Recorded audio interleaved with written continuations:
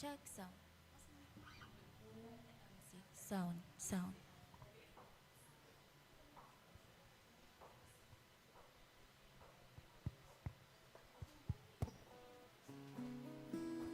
Ayan, isang pinagpalang umaga po sa ating lahat. Hallelujah! Excited na po ba ang lahat magpuri sa ating Panginoon? Amen. Pakisabi sa inyong katabi, ako ay nagagalak. Nakasama kita ngayong araw. Ayan, isang pinagpala muli na umaga sa ating lahat at sa lahat po nanonood sa ating live. Ayan, niyanyayahan ko po na tayo pong lahat ay tumayo at pangunahan po tayo ng ating worship team sa pagpupuri at pagbibigay ng pasasalamat sa ating Panginoon. Thank you.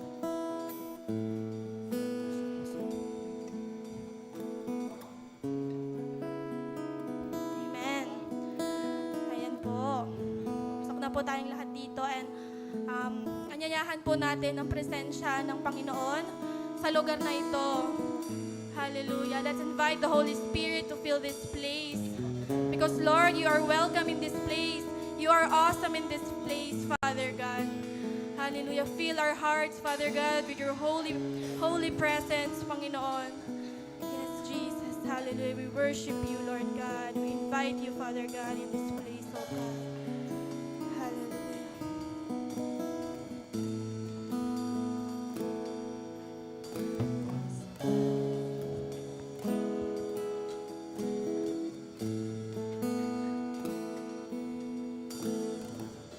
Your presence.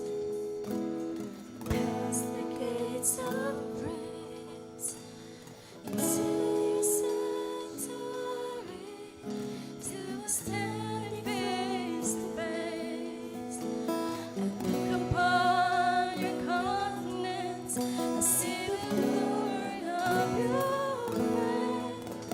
I can only bow down and say, Minsan pa po. as I come into your presence, past the gates of praise, into your sanctuary, to a standing face to face. I look upon your countenance, I see the glory of your face. I can only bow down and say,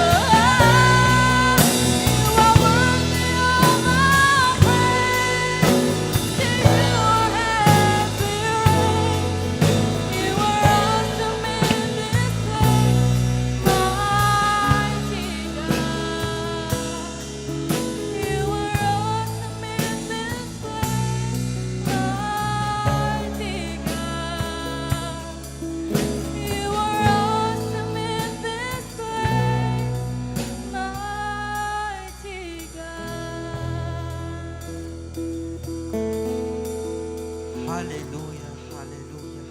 We worship you, O God. You are great in this place, Panginoon. We honor you, we glorify your name, Panginoon, O God.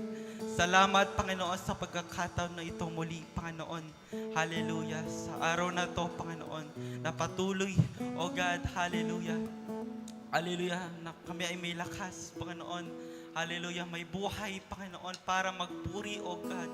Hallelujah, to experience again your presence, Panginoon, your power, O God. Thank you, Panginoon. Hallelujah, sa oras na ito, O God. Patuloy ka, Lord, maghari, Panginoon, sa lugar na ito. Hallelujah. Ang iyong presensya lamang, ang iyong presensya mo lamang, O God, ang aming maranasan, O God, sa lugar na ito. We worship you, Panginoon, O God, sa oras na ito. Hallelujah. Sa pag-uumpisa, Panginoon. Hallelujah. Sa pagtugtog, Panginoon. Hallelujah. Sa pagkanta, Panginoon. Ikaw lang, O God, ang patuloy na mapapapurihan, O God, sa lugar na ito. We worship you, Jesus. Hallelujah. Thank you for forgiveness of our sin. You died on the cross for us. Thank you, Lord. Hallelujah. Na patuloy naming alalahanin, O God. Hallelujah. Ang ginawa mo, Panginoon. Hallelujah. Binigyan mo ng purpose ang aming buhay. Binigyan mo, Lord, hallelujah, ng meaning ang aming buhay, O God. Lord, salamat, Panginoon, sa iyong mga salita, O God, na patuloy naming maririnig, O God. Na patuloy, O God, sa pamagitan nito, patuloy kaming lumalago. Tumatatag ang aming pananampalataya, O God. Thank you, Lord, hallelujah, sa aming pastor, Panginoon. Bless him, Panginoon, O God. Hallelujah, Lord.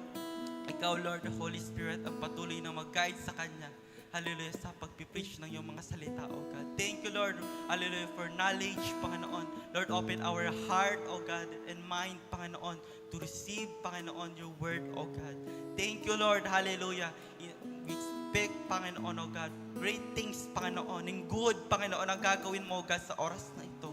Lord, hallelujah, let your power, Panginoon, hallelujah, let the Holy Spirit move upon this place. Thank you, Lord. Hallelujah. Sa iyo lang ang patuloy na papuri, Panginoon, O God.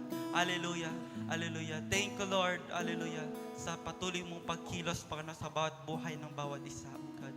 Thank you, Lord. Hallelujah. Sa bawat aatin, Panginoon, sa lugar ng ito. Sa lugar na ito, mararamdaman yung pagyakap mo. Mararamdaman yung pagkilos mo, Panginoon. Makita nila, Panginoon, na ikaw ang tunay na Diyos na buhay. Hallelujah. At totoo, oh God. Thank you, Lord. Dakilang pangalan mo, dakilang yung mga salita, Panginoon. Hallelujah. In Jesus' name we pray. Amen and amen. Manatili po tayong nakatayo at makibukas sa Psalms chapter 6. O Lord, rebuke me not in thine anger, neither chasten me in thy hot displeasure. Verse 2. Have mercy upon me, O Lord, for I am weak. O Lord, heal me, for my bones are vexed. Verse 3. My soul is also sore vexed, but thou, O Lord, how long? Verse 4. Return, O Lord, deliver my soul, O save me for thy mercy's sake. Verse 5. For in death there is no remembrance of thee, in the grave who shall give thee thanks. Verse 6. I am weary with my groaning. All the night make I my bed to swim. I water my couch with my tears. Verse 7. Mine eye is consumed because of grief. It waxeth old because of all mine enemies. Verse 8. Depart from me, all ye works of iniquity, for the Lord hath heard the voice of my weeping. Verse 9. The Lord hath heard my supplication. The Lord will receive my prayer. Verse 10. Let all mine enemies be ashamed and sore vexed. Let them return and be ashamed suddenly. Purihin ang salita ng Diyos. Hallelujah. Purihin po ang salita ng Diyos. Maaari na po tayong umupo. Ayan. Sino po dito ang masaya sa araw na to? Sumigaw ng hallelujah! Amen. Praise the Lord. So, sa oras pong ito, ay pupunta na po tayo sa salita ng Panginoon. Sino po ang gustong makareceive ng pagpapala sa umagang ito? Amen. Lahat po tayo. Amen. So, inanyayan ko po ng bawat isa ay i-focus po natin ang ating isipan at i-ready na din po natin ang ating BNB. Ano yung BNB? Bible, notebook, and ballpen. Ayan, so kung okay na po, tayong lahat po ay makikinig sa salita ng Diyos na papangunahan po ng ating Pastor Ronald P. Santiago. Thank you po.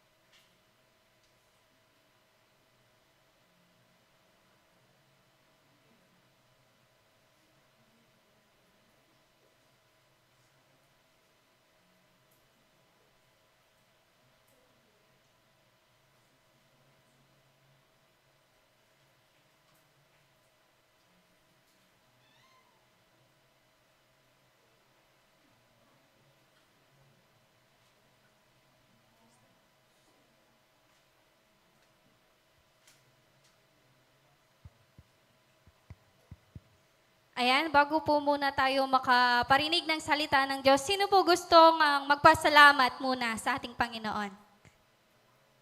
Amen. Alam ko po ang bawat isa dito ay pinagpala ng Panginoon, kaya po nandito tayo. Amen? Hallelujah. Sino po ang matapang na magbabahagi ng ginawa ng Diyos sa kanyang buhay?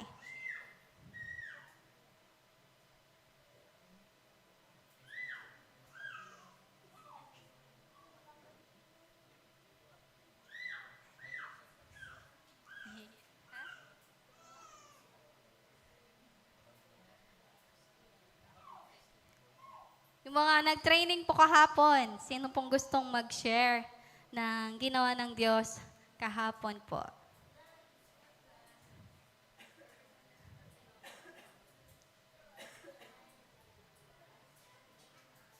Ayan, palagpakan po natin ng Diyos sa buhay ni ate. Good morning po. Good morning po sa lahat. Actually, gusto ko tumayo, pero nag-loading po yung utak ko ngayon. Kaya medyo ano po ako, so I will be done na lang po kung ano po yung masabi ko ngayon. Bali, marami po akong gustong i-testimony. Isa na po dun yung pag-share ko po ng Word of God sa kuya ko. Kasi yung kuya ko po, totally opposite ko po.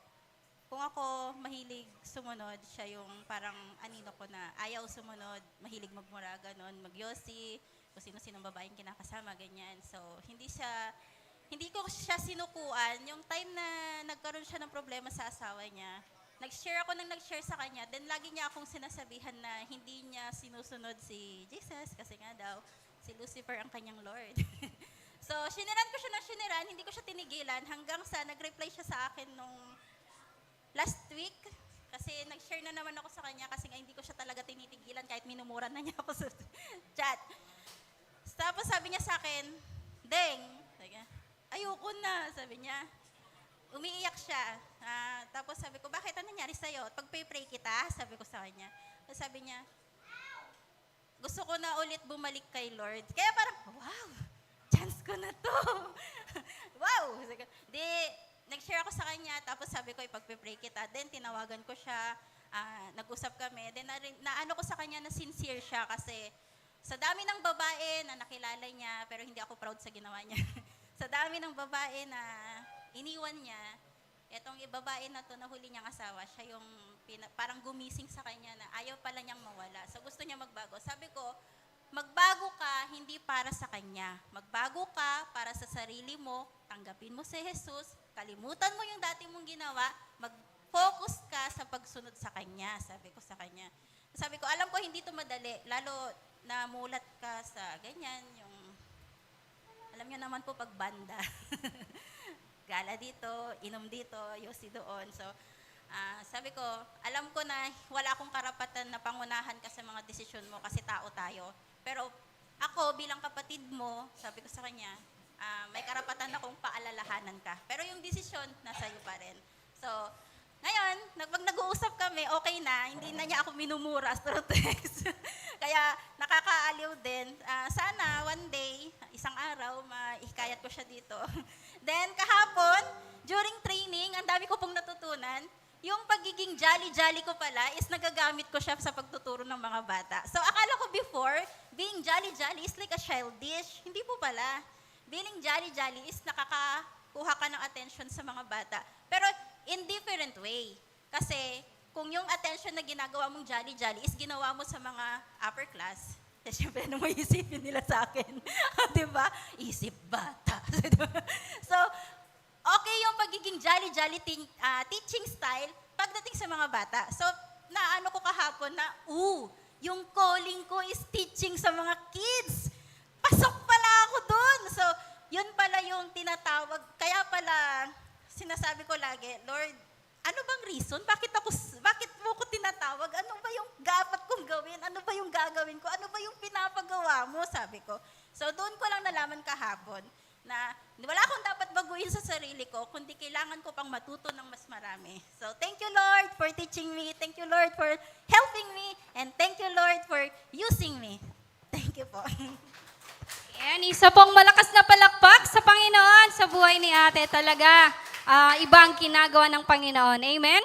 Ayan, so po, yung mga hindi pa po nakakalam mo na ng calling, ayan, sumama po tayo sa ating mga training. Baka ma-discover po natin yung mga abilities po natin. Pwede nating magamit sa pagpupuri sa Panginoon. Amen?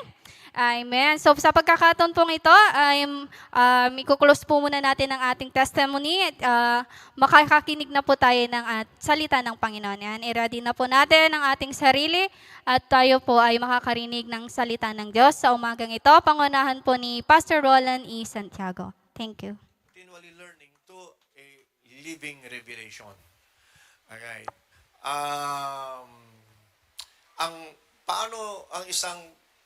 Paano ang isang estudyante, naisip niya na ang kukunin ko ay doctor, ang kukunin ko ay engineering or ano?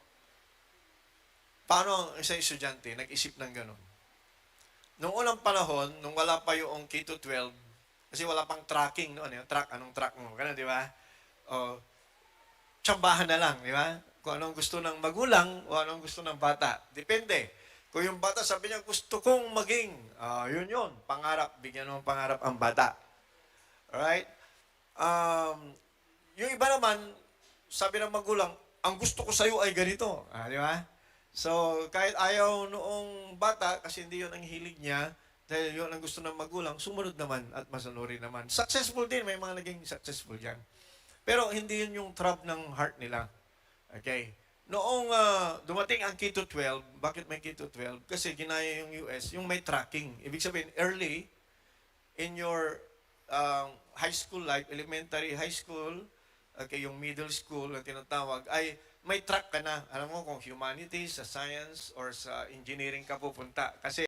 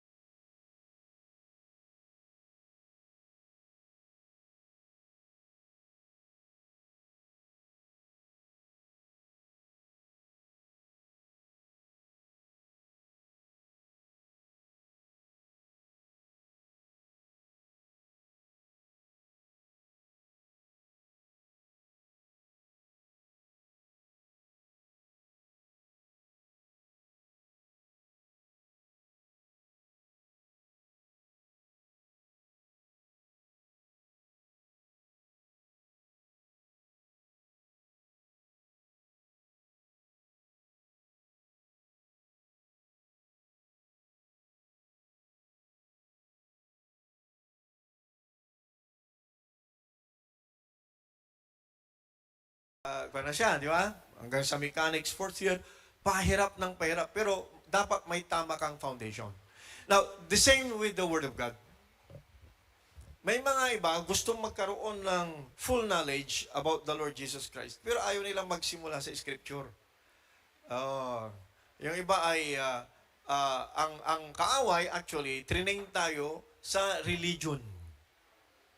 Ang religion ay, it is also a means or way to be aware na mayroong Diyos. Totoo, maganda naman. It is, kaya nga, religio.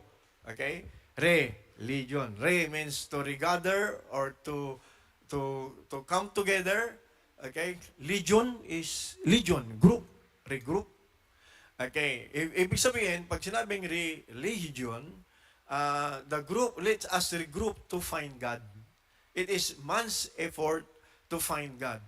Okay? Totoo yun. Lahat ng klase ng kultura or bansa or nations of the world, mahirap makatagpo ng isang kultura or tribo na atheist, na ipinanganak silang walang Diyos. No.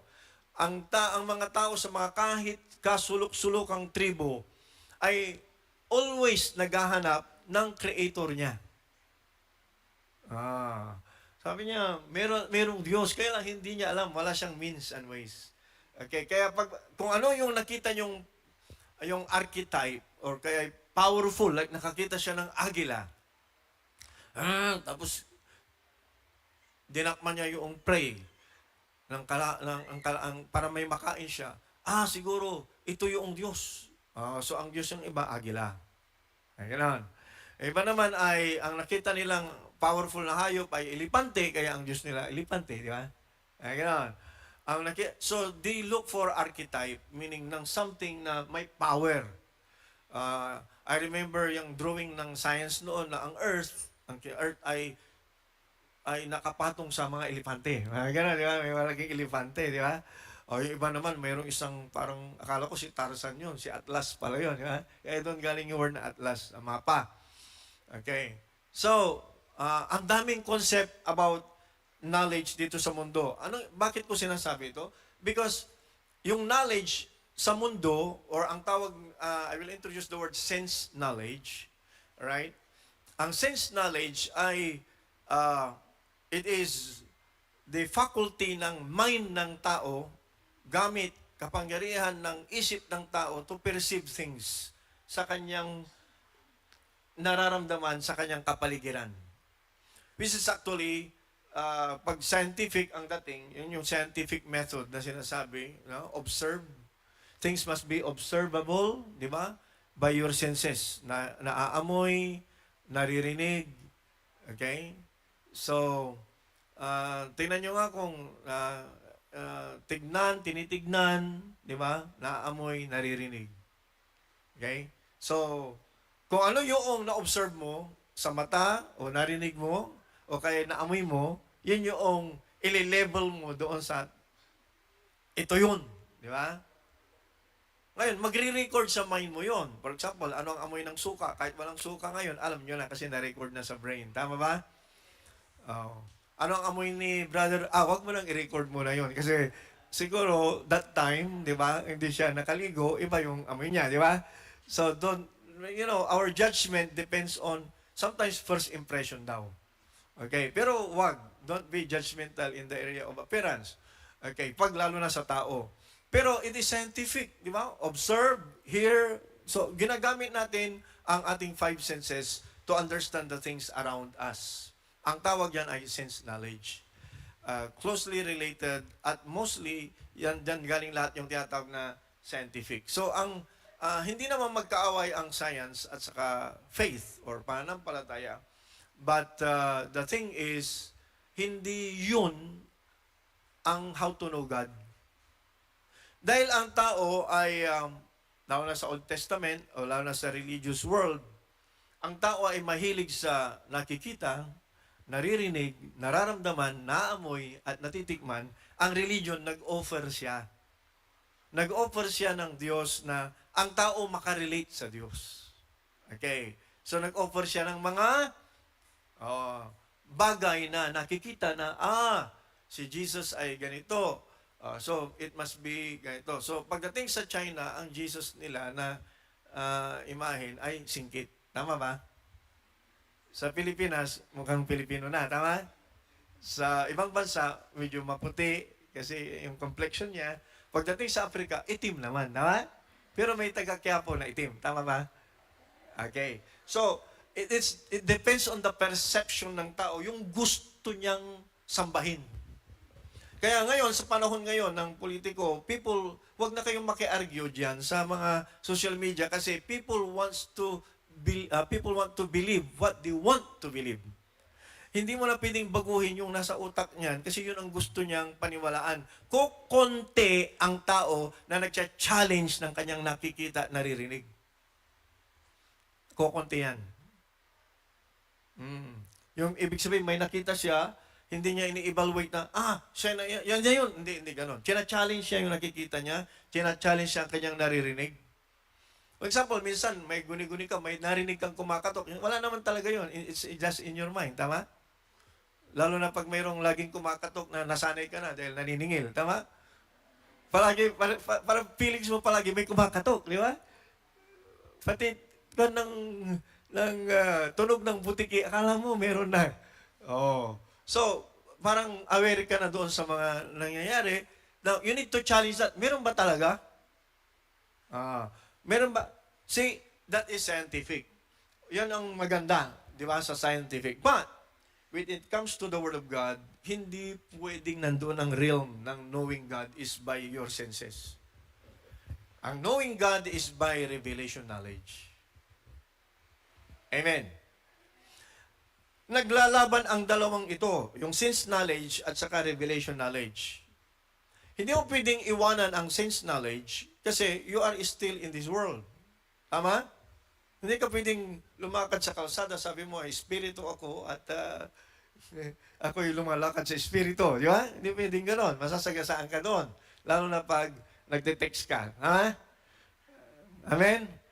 Okay. We are living in a parallel world. Pag sinabing parallel world, ito yung physical, ina-assess mo yung kapaligiran, ina-assess mo lahat sa pamamagitan ng sense knowledge. But at the same time, in the spirit realm, okay, meron kang knowledge doon na ina-assess mo kung totoo talaga, alright, at ano ang dapat masunod. Okay. Now, bilang isang Kristiyano, dapat maliwanag sa atin na ang physical world ay ang physical world ay dapat, alam natin na resulta lamang ito ng spirit world. Di ba? God created the heavens and the earth by His Word. Okay? Hindi out of nothing, by His Word. Ginamit niya ang kanyang salita, let there be. So, in other words, mas higher yung spiritual things. Dapat naka-default sa mind natin yun. Mas higher ang spiritual things. Now, when it comes to spiritual things, ako naman, I believe na hindi naman sila pagdating sa spiritual dimension, pag nabuksan ang mata mo sa spiritual dimension, nakikita mo ang anghel, nakikita mo ang demonyo, at meron ding society ng mga spirit.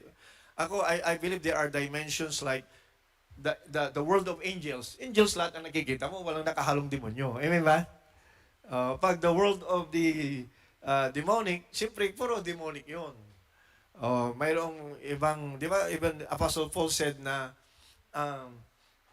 he was caught up in the third heaven. Okay.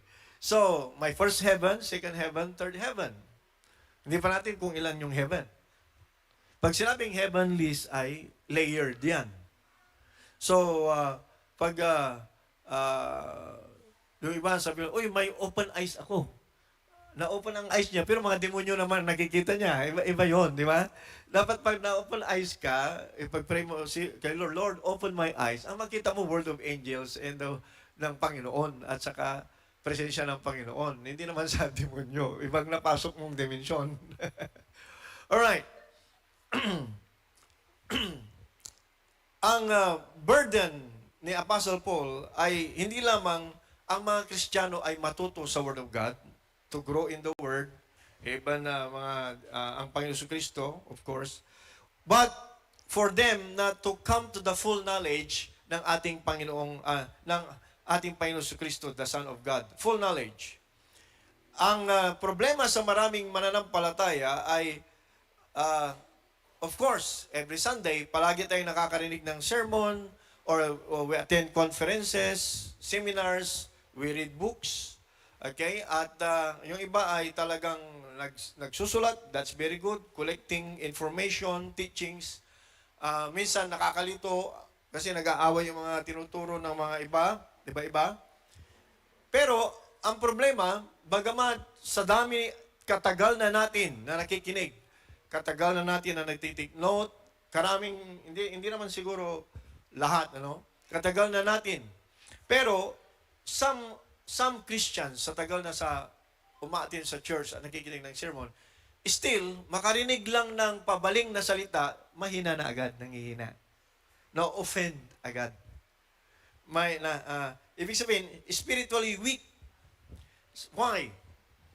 Bagamat nakakarinig tayo minsan, right, we receive the message sa ating tenga at hanggang brain natin, pero hindi na digest, hindi pumapasok sa heart. The center of the man, the heart, the spirit. Kaya, ipag-pray natin, actually ito yung prayer ni Paul na I pray that, ang sabi ni Apostle Paul, that you will have the revelation knowledge. Ano yung mga plinano ng Diyos para sa atin? Sa 1 Corinthians chapter 2 verse 9 to 14, but as it is written, eye hath not seen, nor ear heard, neither have entered into the heart of man the things which God hath prepared for them that love Him. Yung paling statement na yan ng Corinthians sa chapter 2 verse 9 to 14. Itong topic na ito. Sabi niya, ang mata hindi pa nakikita, it's speaking of, hindi pa nakikita yung kabuuan, yung kalahatan ng mga bagay na inihanda ng Diyos para sa mga nagmamahal sa Kanya. Amen? Pero ito, sabi niya, so meaning, yung physical na tao, kahit napakaganda ng preaching, kahit napakaganda ng exhortation, ito yung but niya dito, but God hath revealed them unto us by His Spirit.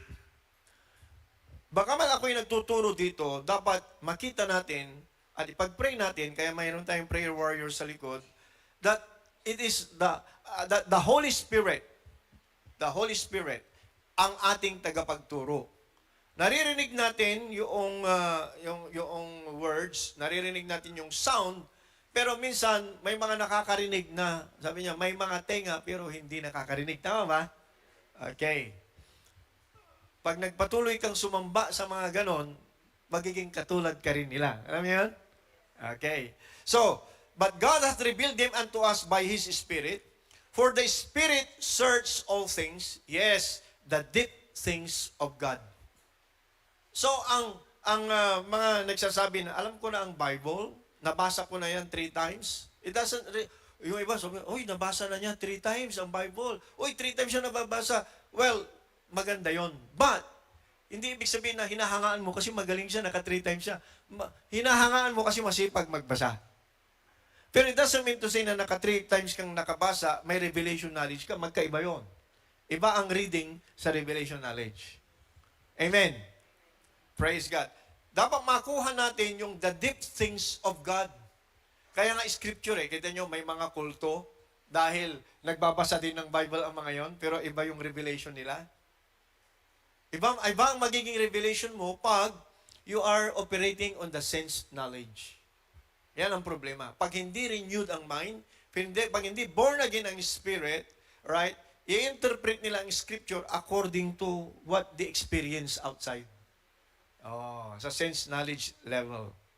For what man knoweth the things of a man, except the spirit of man, which is in him? Even so, the things of God knoweth no man, but the Spirit of God. Now, we have received, sabi ng sa Corinthians 2, verse 9 to 14, now we have received not the spirit of the world. Kung tunay na born again ka, meron ng interpreter sa loob mo. Meron ng teacher, hindi lang interpreter.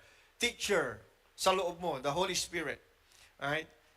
Save the spirit of man which is in him, even but the spirit which is of God, that we might know the things that are freely given to us of God. Ang natanggap nating espiritu ay hindi espiritu ng mundo, ngunit ang espiritu na galing sa Diyos, upang sa ganon ay malaman natin ang mga bagay na ipinagkaloob na ng Panginoon sa atin. Note, ipinagkaloob na. Marami sa atin, lalo na sa prayer, salamat sa mga prayer warriors, salamat sa mga intercessors, but sometimes, na we grow naman, sometimes, hingi na tayo ng hingi ng mga bagay na ibinigay na ng Diyos. Sometimes, we waste yung time natin sa paghingi natin. Lord, pagalingin mo ako, anong pagaling? Ibinigay na nga ng Lord. Kaya lang, wala kang revelation knowledge doon sa healing, kaya hindi nag-e-effect sa'yo. Okay? So, dapat maintindihan natin yon, and how to do that, you will know. So, dito sabi niya, but the natural man, okay, ito na yung verse, diretso doon sa Corinthians chapter 2, sa 14 na ito. But the natural man meaning, yung unregenerate, hindi pa na born again na tao, hindi pa tumanggap sa Panginoon Kristo at sumuko, hindi pa niya natatanggap ang Espiritu ng Panginoon, the natural man. Receive not the things of the Spirit. Hindi niya matatanggap ang mga bagay na galing sa Espiritu ng Diyos. For they are foolishness unto him. Ito ay kamangmangan sa kanya. Sa pananaw niya, ito ay kamangmangan. Neither can he know them. There is no way to know them. Because they are spiritually discerned. They are spiritually received. So, magkaiba ang realm of mind at saka realm of spirit. Ang realm of mind, pag narinig mo ang words, sounds, phonics, na-interpret mo yung sinasabi ko sa definition ng mundo. Alam mo na? Pero pag walang, hindi born again ang spirit mo, hanggang doon ka lang. Hanggang doon ka lang. For example, the word faith. The word faith. Sa iba, ang interpretation nila, religion yan. Anong faith mo? Di ba?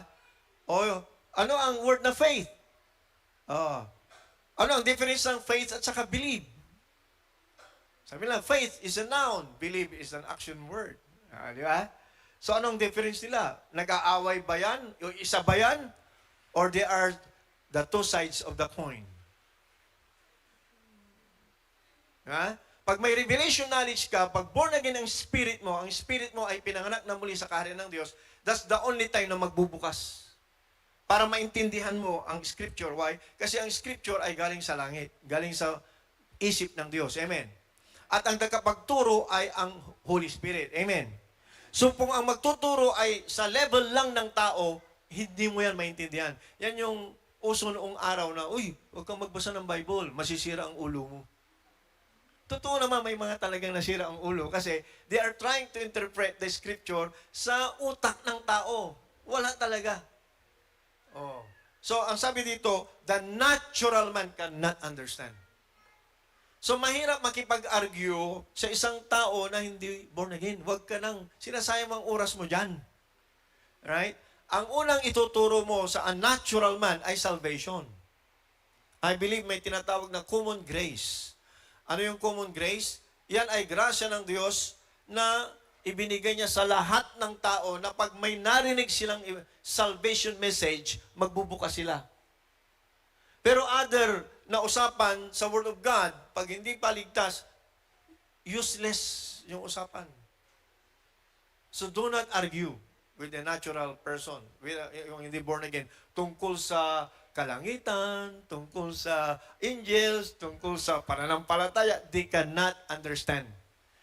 So, ang ating unang mensahe sa mga man with a natural mind, na hindi pa na born again, is salvation. The truth will set them free. Amen. Pag yan ay, siyempre sa sharing ng gospel, pag sinare mo yan through the power of the Holy Spirit, kasi it is the will of God ng mga tao ay maligtas, pag nag-share ka, bubukas yun. Yan yung sinasabi kong common grace, the ability to receive the truth of salvation. Okay? So it is the gift of God. Even your faith is the gift of God. Pag na-born again na sila, na ipanganak na muli, alright, ang kanilang espiritu, meron ng opening, alright, na sila ay makatanggap ng mga spiritual things. Yan ang nakasulat na desire as a newborn babes, desire the sincere milk of the word so that you will grow thereby. Ang sincere milk of the word is dalisay na salita ng Diyos. Amen ba? Sa Tagalog, meaning we grow in the word first. We grow in the knowledge of Him first. Alright. So, yung iba naman ay habang nag-aaral ng Word of God, dire-diretso, napunta talaga sa seminaryo. Pero, lahat ba na nasa seminaryo born again? No. Hindi ibig sabihin na nag-aral ng Word of God ay born again siya. No. Okay? May mga tinatawag na ever learning but never able to come to the knowledge of the truth. Aral ng aral, pero hindi sila reach, hindi sila nakarating sa knowledge of the truth. And who is the truth? The Lord Jesus Christ. Parehas yan ng mga Pariseo. Ang mga Pariseo, right, sa panahon ng Panginoon Kristo, ay mga magagaling sa salita ng Diyos, sa Scripture. Pero ang sabi ng Panginoon sa John 5:39, sabi niya, you always search the Scripture, for in them you think you have eternal life. Search the Scripture, for in them you think you have eternal life. Lagi niyong sinasaliksik. So, ang mga Pariseo ay mga masisipag. Di ba? Okay. Hindi ito kuman na search the Scriptures. Okay. Yan ay para sa mga Pariseo yan. Sabi niya, ang ganito ang tono niyan. Lagi kayong nagsasaliksik ng salita ng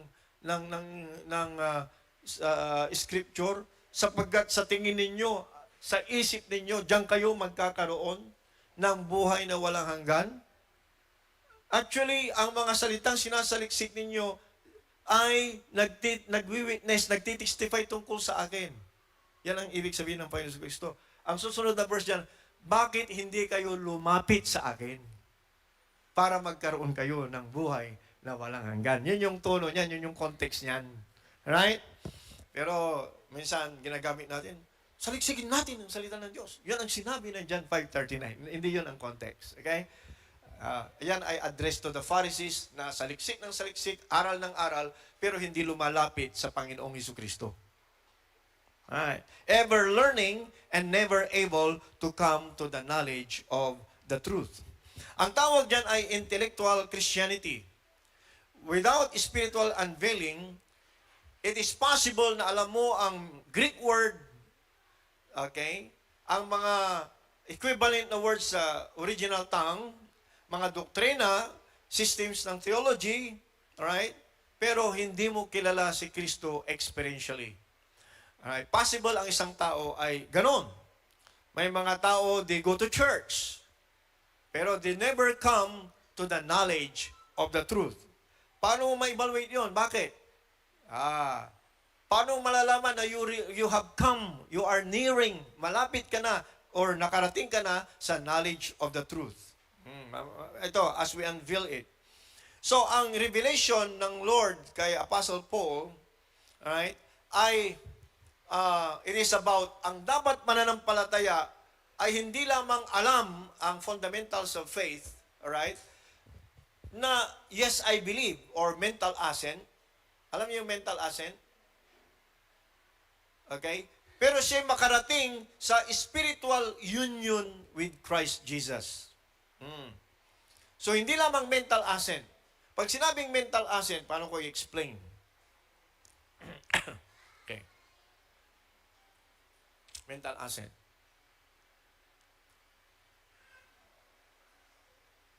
Okay. Illustration. Alam niyo yung sino nakapunta ng carnival noon? Uso yung carnival noon, yung may flying trapeze. Na, yung mga kabataan nyo, hindi nyo nakita yun, di ba? Okay, noong unang panahon, may pupunta sa mga sa fiesta, carnival, flying trapeze. Yung mga, gumagano'n-ganon sila. Nagbabaras na ganyan, umiikot, tapos tsak, makakats, sigawan yan. Gustong-gusto ko yun noon, pero hindi nangyari sa buhay ko, di ba? Okay, pero at least may net. Eh kung walang net, di ba? May iba, walang net talaga. Ngayon, yung iba doon, magbibisikleta. Tinanggal naman yung goma. Yung palang rim lang. Nagbibisikleta sa kable. Yeah? Tapos pabalik-balik. May patras pa eh. Kaya. Sabi ng isang balancer, sabi niya, sino naniniwala na kaya kong tawirin ito ng 2 times? Kami! Kasi nakikita nila eh. Sense knowledge. Di ba? Sino naniniwala kaya kong bumalik? Patras. Tapos mamaya, tinawag niyo yung kayong anak. Sinakay sa likod. Kanyan, 6 years old. Sino naniniwala na makakatawid ako, kasama ko yung aking anak na sakay sa aking likod. Sigawan, yay! Palakpakan. So, nakatawid ulit. Sino naniniwala na kaya kong umatras, blindfold pa, nakasakay yung aking anak sa likod. Palakpakan. Yung mga dating pabalik-balik na, palakpakan, paniwalang-paniwala. Matras, kayang-kaya. Di ba? So they have the knowledge, the experience, they have seen it, they have heard, na kayang-kaya, may magaling. Ayun, sabi niya, ikaw, halika rito, sabi niya, sakay ka dito. Ayan, di ba? Sino ang gustong sumakay dito sa bisikleta ko? Magpa-blindfold ako, tapos sasakay ka sa likod ko. Ay, ang taas nun. Now, walang sumasagot, walang magbo-volunteer. Okay. Now, that illustrates yung tinatawag na mental assent. Ang mental assent, you believe.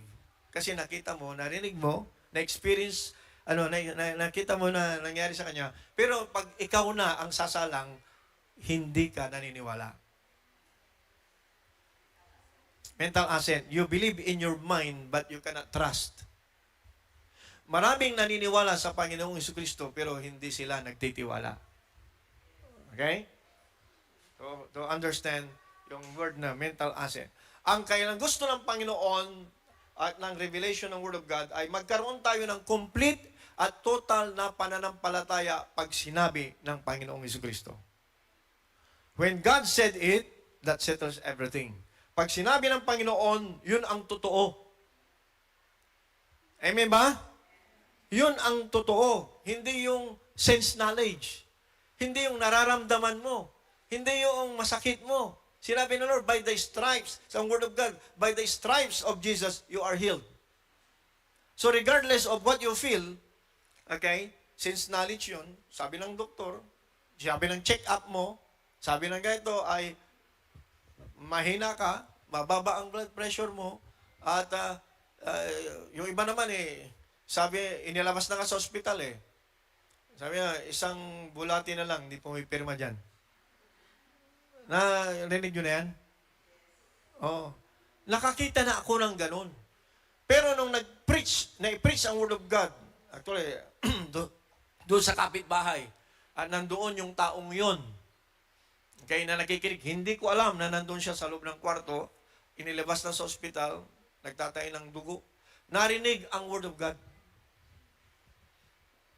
So, sabi niya, pwede bang, pagkatapos ng preaching daw ay ipag-pray. So, pinag-pray naman.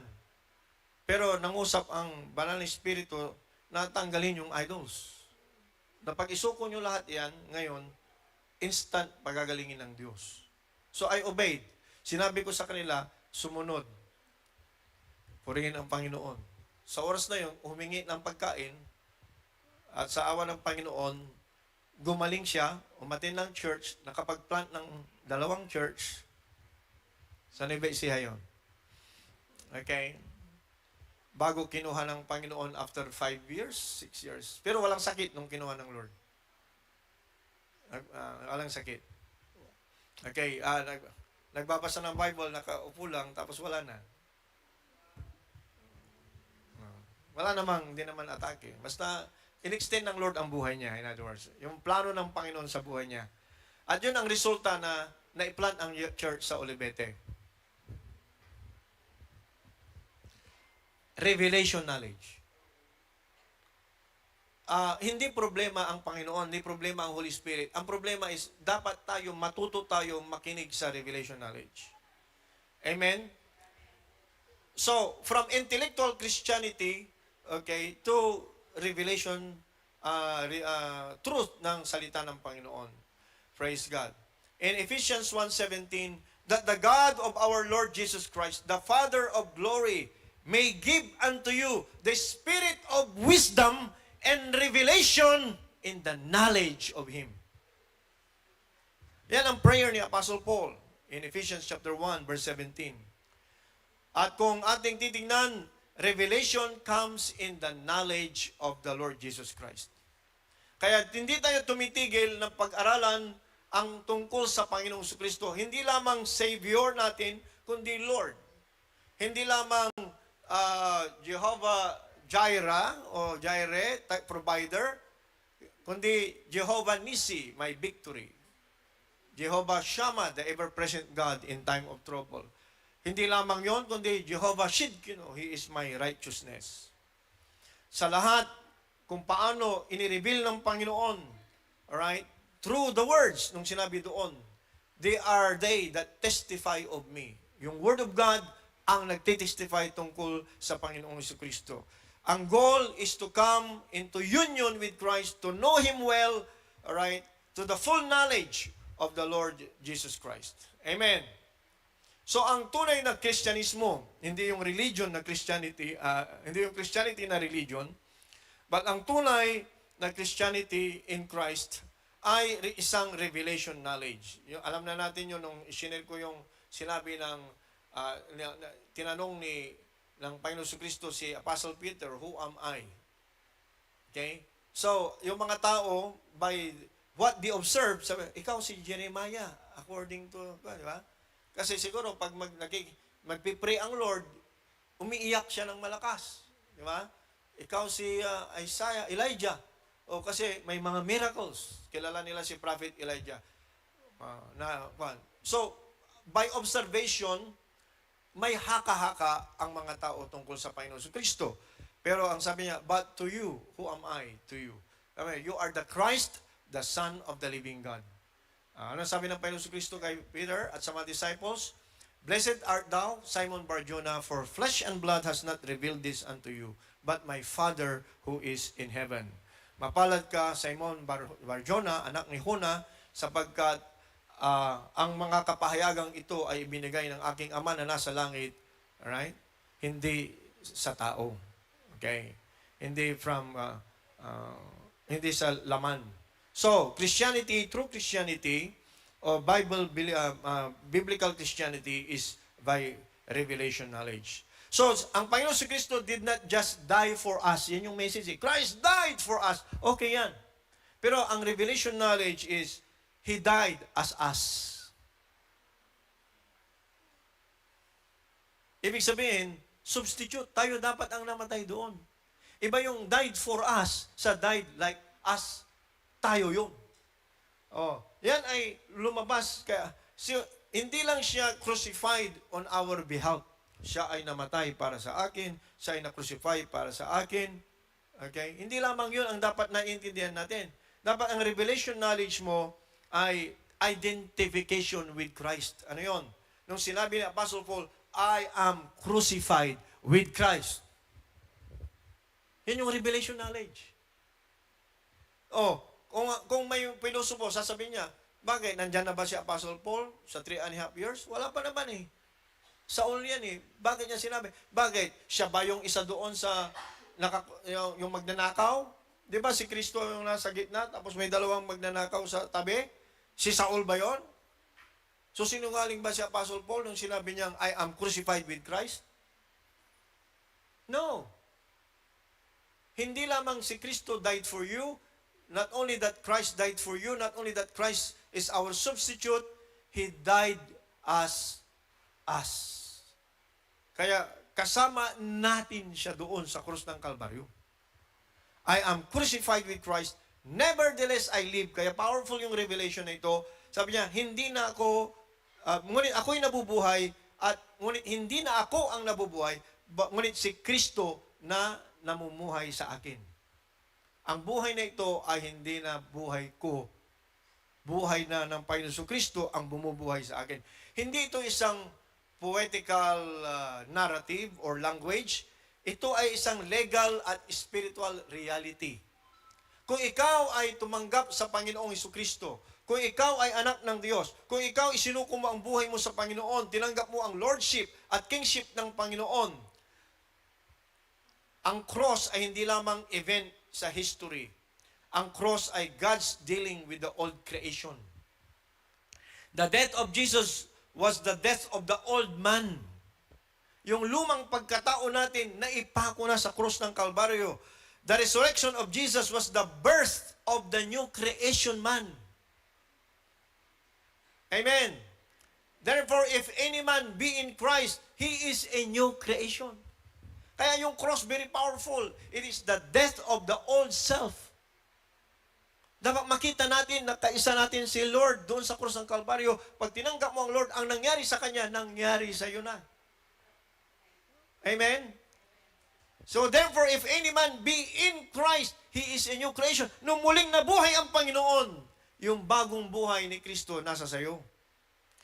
So, the believer must come into that revelation knowledge sa realidad na ito, or he will continue living as though he were still spiritually defeated at sasabihin niya, I am just a sinner saved by grace. Yan ang laging sinasabi ng mga intellectual Christians. Sinner pa rin sila, saved by grace.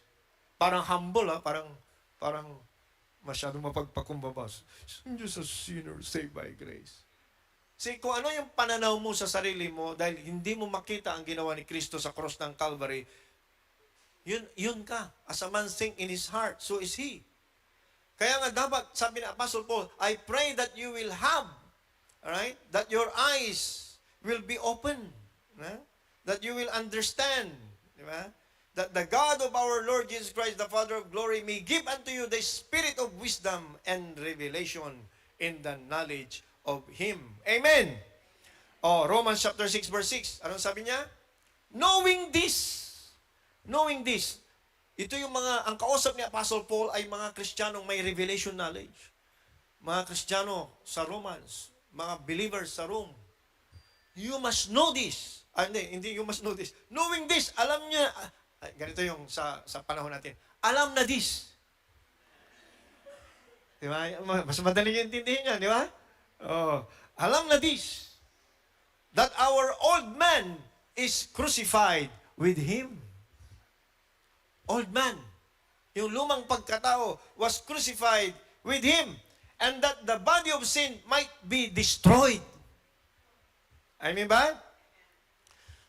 The cross was not only or simply forgiveness. The cross was the execution. Execution.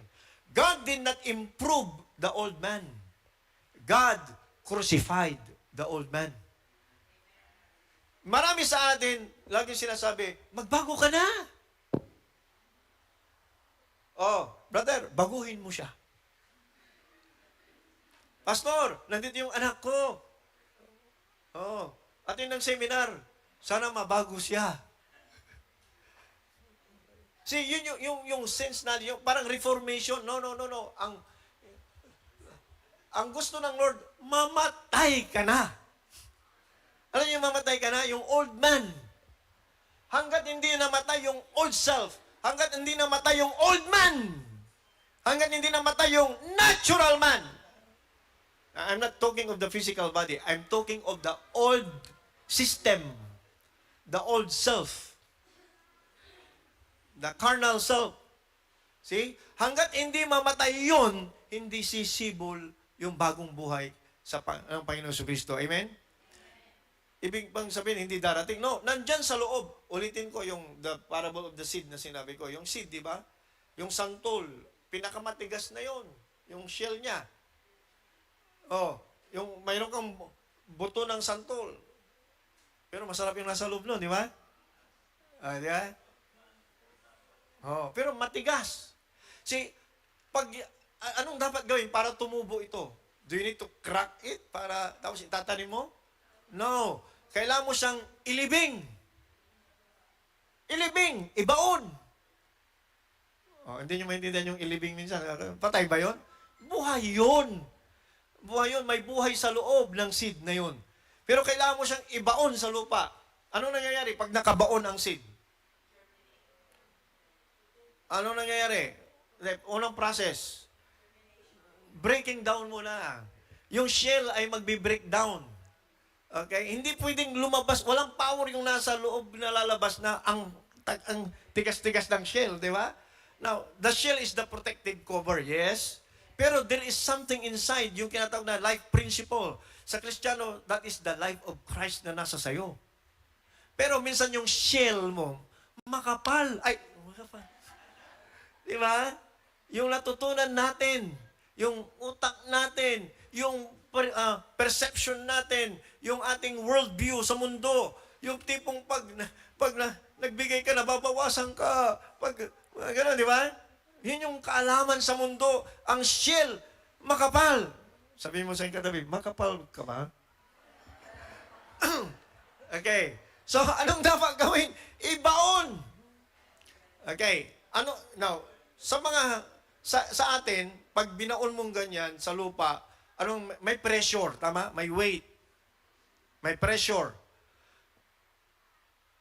Inspect at analyze. Anong mangyayari? Night and day. Night and day. Init, lamig, init, lamig. Init, lamig, init, lamig. Through the times, tapos may tubig pag dinilig, tapos magda-dry up ulit, may tubig, di ba? Change of temperature, change of environment, with pressure, ano mangyayari sa shell?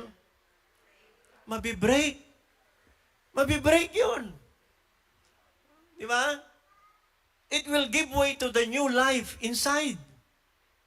Oh. Minsan tayo, pag wala kang revelation knowledge, pag magnang-away sa'yo, kaaway mo rin. Pag may nagsalita sa'yo ng pabalang, o masakit, o nare-remind sa'yo, umaasa pa rin yung old self. Yung mga trials, temptations, challenges sa buhay, we do not see it as change of temperature, pressure, night and day. So that the old self will be broken and the new life will come out. Pag wala kang revelation knowledge na yon, kalaban mo ang lahat. Ang daling mabackslide. Nasabihan ka lang ng ganito, na misinterpret ka lang, ayaw mo nang umaten. Kasi yung old self mo, nasasaktan. Gustong mabuhay. Samantalang gustong patayin. Tama? Parang hindi kayo nag-agree. Ang sagot ng iba, sapagkat ako'y tao lamang. Ay, pag natural man ka, ganyan talaga yan.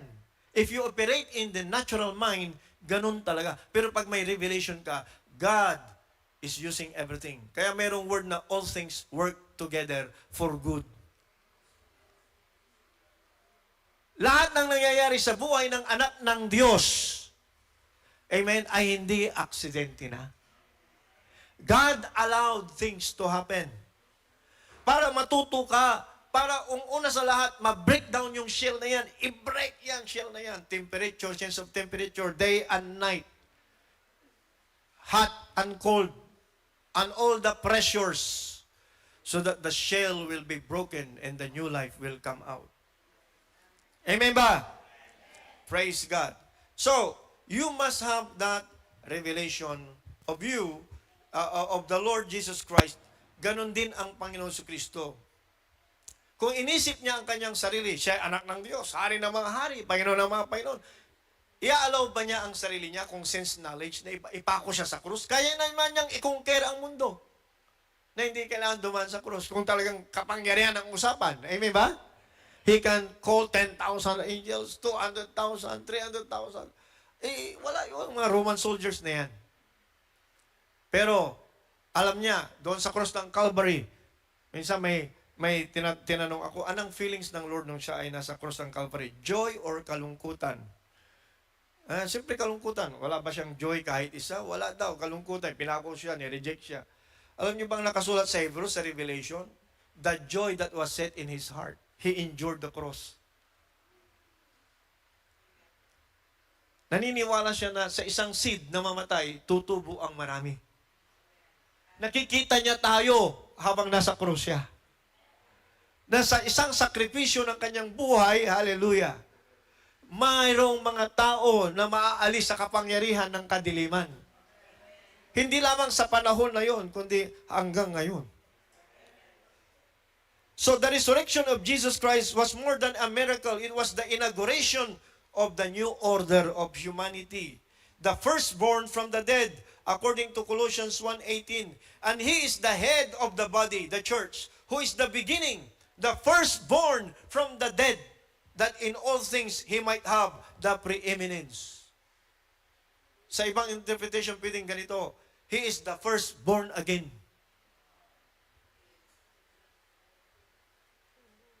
Kasi kinuha niya yung ating mga kasalanan. Amen ba? The head of the body of the church, who is the beginning, the firstborn from the dead. That in all things, He might have the preeminence. Upang sa lahat ng bagay, siya ang nangunguna. Amen ba? So, kung ang mananampalataya is joined to the resurrected Christ, the resurrection power, okay? Ang Ephesians chapter 2 verse 6, hindi nagtapos ang kwento sa cross. Ephesians 2:6, and He hath raised us up together. Sabihin natin, together. Sa tingin natin ay si Kristo muling nabuhay. Hallelujah! I-preach natin. Pero pag wala kang revelation, hanggang doon ka lang. Ang revelation knowledge ay hindi lamang si Kristo ang muling nabuhay. Pag ikaw ay nanampalataya sa Panginoon Kristo, kasama kang namatay, at ngayon, ang sabi niya, and hath raised us up together and made us sit together in the heavenly places in Christ Jesus. Hallelujah! Kung noon ay di look down to you, kung noon sa tingin mo, ikaw ng pinakaabang tao sa mundo, kung noon ikaw ng pinakamahirap, hallelujah, pag ikaw may revelation knowledge sa Panginoon Kristo, ikaw ang nakikita mo ngayon sa iyong sarili. We are sitting together with the Lord Jesus Christ in the heavenly places in Christ Jesus. Na hindi niya sinabing, will rise us, sa mga English teacher, hindi niya sinabing, will rise us in the future. No. Ang sabi diyan, has raised us. Past tense. So kung ikaw ay na kay Kristo Jesus, ang muli niyang pagkabuhay, kasama ka. Muli kang nabuhay mula sa kamatayan. Nung tinanggap mo ang Panginoon, yung sinabi ng Panginoon, the time is coming, and this is now the time, that everyone that will hear my voice will arise. Yan yung power of the gospel of the Lord Jesus Christ. Yan yung power ng Word of God. Kaya kung ayaw nyo maging problema ang inyong mga asawa, kapatid, mga biyanan, hallelujah, i-share nyo ang salita ng Panginoon. Amen ba? Amen. So, maraming, most of the time, ang church nagpipreach tungkol sa future salvation. Right? When Christ will come, wag kang mag-alala. In the sweet by and by. Mga di ba? I have a mansion. So, ibig sabihin, defeated siya ngayon, pero time will come pag dumating ang Panginoon. At totoo naman yun, pero yung defeated tayo ngayon, that's not true. Hindi si Satanas ang nag-ahari. Amen? Praise God. The Lord is sitting at the throne. Amen? Kukunti ang nangangaral ngayon ng present union with Christ. See, ang believer, hindi tayo nagpupumilit na to attain victory. Yung iba, kailangan maging victorious tayo. Dapat magtagumpay. Anong magtagumpay? Tagumpay ka na. And thanks be to God who has given us the victory through our Lord Jesus Christ. Amen. So, hindi ka pwedeng pumasok sa revelation level ng Word of God sa pamamagitan ng intellect only. Intellect is a realm of the mind. Kailangan natin ang revelation ng Holy Spirit. Kailangan natin ang the teacher. John 16 verse 14. When the Holy Spirit will come, sabi, He shall glorify me, for He shall receive of mine, and shall show it unto you. Noong panahon ng Panginoon Kristo, sabi niya, there are things that I cannot tell you. Bakit? There are things that I cannot tell you. Bakit? You cannot receive them now. You cannot understand them now. But wait. Wait until the Holy Spirit will come. Meaning, sa isang natural man, hindi pa born again, may limitation ang kanyang karunungan at kaalaman sa salita ng Diyos. But when the Holy Spirit will come, meaning when you allow yourself, praise God, na maging vessel ng Holy Spirit, when you accept the Holy Spirit, lalo na baptized in the Holy Spirit, you go to the next level of understanding the Word of God. Amen ba? He shall glorify me, He shall receive of mine, and shall show it unto you. So, the Holy Spirit does not only give information. Hindi lang siya, uy, ang galing niya. Uy. No. Ang Holy Spirit, He unveils. Tinatanggal niya yung veil. Tinatanggal niya yung takip. Alright? Ng sense knowledge upang i-usher tayo inside the realm of the revelation knowledge ng Panginoon. Amen ba? So without the ministry of the Holy Spirit, ang Bible becomes only a literature, another book. But when the Spirit illuminates the Word, the truth becomes life. Amen ba? Ito ang rason kung bakit pwede 2 tao, 3 tao, they hear the same sermon, yung isa umalis, hindi na bago, yung isa umalis, nabuhay, nabago ang buhay. Why? Ang revelation knowledge ay depende, right, sa tao, how prepared ang kanyang puso, especially, praise God, nung sinabi ni Apostle Paul sa Galatians 1:12, for I neither received it of man, neither was I thought it, but by the revelation of Jesus Christ. Amen ba? So, one of the greatest dangers sa modern church ngayon ay yung tinatawag na spiritual accumulation without transformation. Spiritual accumulation without transformation. People collect teachings the way other collect books. Ako, mahilig akong mag-collect ng libro. Ako ang isa sa pinakamaraming libro, okay, na nakolekta. Hindi ako yumaman nung unang panahon kasi ang kayamanan ko ay libro. Katabi ko sa higaan, libro. Sa opisina may libro. At minsan nainis na, nung may asawa na ako, nainis na ang misis ko. Nung wala pa akong asawa, okay lang. Di ba? Mga libro ang katabi ko. Pero nung may asawa na ako, sabi ko, pwede ba namang magkaroon ng room tayo na walang libro? Pero ngayon, na-convert ko na siya. Libro na ang katabi namin dalawa. Di ba? Okay. So, maraming Kristiyano, dahil walang revelation knowledge, they move from church to church. Okay? Walang revelation knowledge, yun ang reason na ang tawag doon, church hopping. Nang unang panahon, ay punta tayo doon, may magaling. Ay punta tayo doon, may Amerikano. Ay punta tayo doon, may ganun nung unang panahon. Ngayon, meron pa ba? Paano kaya naghahanap ang mga tao ng salita ng Diyos? Right? Okay? So, ay doon may pagkain. Ano yan? Parang 5,000, di ba?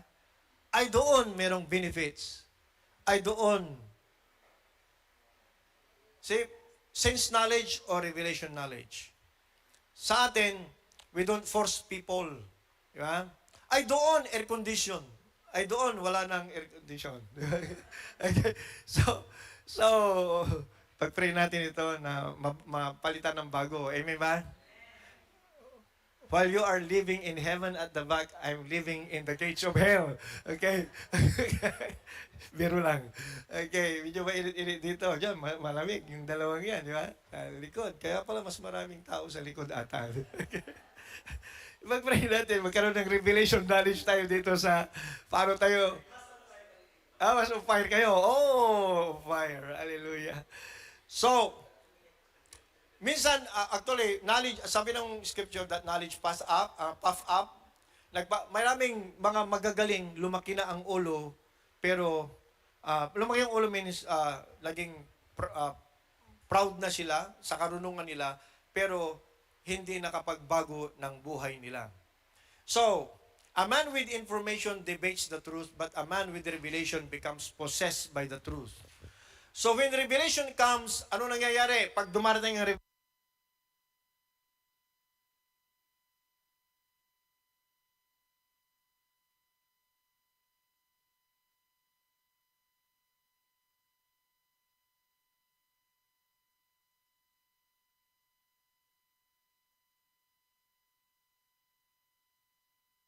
revelation sa'yo, nagbabago ang prayer life mo.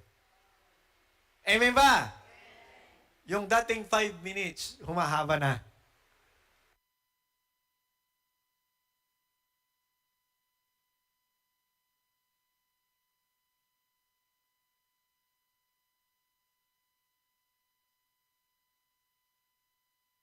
Nadadagdagan ng 0. Amen. Hallelujah. 50 minutes na. Your worship life, nagbabago din. Amen ba? Dati, hindi mo may taas-taas ang iyong kamay. Pero pag worship time na, hallelujah, bahala na dyan, kahit sino nang makakita. Noong unang panahon, ganon, yung aming Bible noon, nakasupot sa supot ng tinapay. Ayaw namin ipakita na pag pupunta kami ng fellowship, ayaw namin na makita na may dala kaming Bible. Inililagay namin sa supot ng tinapay. Binabalot namin. Ano yan? Wala, hindi kami uwi. Noong unang panahon yon. Pero pag nasa iyo na ang revelation knowledge, you start to love the Word of God, bakit mo itatago ang salita ng Panginoon? Amen ba? Yung identity mo, nababago. Yung pananaw mo sa sarili mo, hindi ka na yung dati, yung old self. Ang iyong boldness, hindi ka na nahihiya. Now, iba yung walang hiya sa hindi na nahihiya. Okay? Amen ba? Praise God. You have the spiritual boldness to speak the Word of God. Okay? Dumarating na yon, nababago ang personality mo. Maraming nagtitestimony. Sabi na, dati hindi ako makapagsalita sa harap. Okay. Eh, bakit yung iba umaawit sa harap, ibang tono, nandun pa sa gilid ng kalsada, wala namang, hindi naman nahihiya, di ba? Ibig sabihin, may Holy Spirit yun. Now, itong boldness na ito is spiritual boldness to speak the gospel, the Word of God. Hindi ka na nahihiyang ipahayag ang kabutihan ng Diyos. Amen ba? Nakikita kayo ng mga nananalo sa sports, tapos pagkatapos din ng manalo, bigyan sila ng medal. Sabi, thank you Lord Jesus Christ, hindi na sila nahihiya.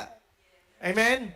Pinoproclaim nila ng kalakasan nila, nagtagumpay sila dahil sa Panginoon Kristo. Amen?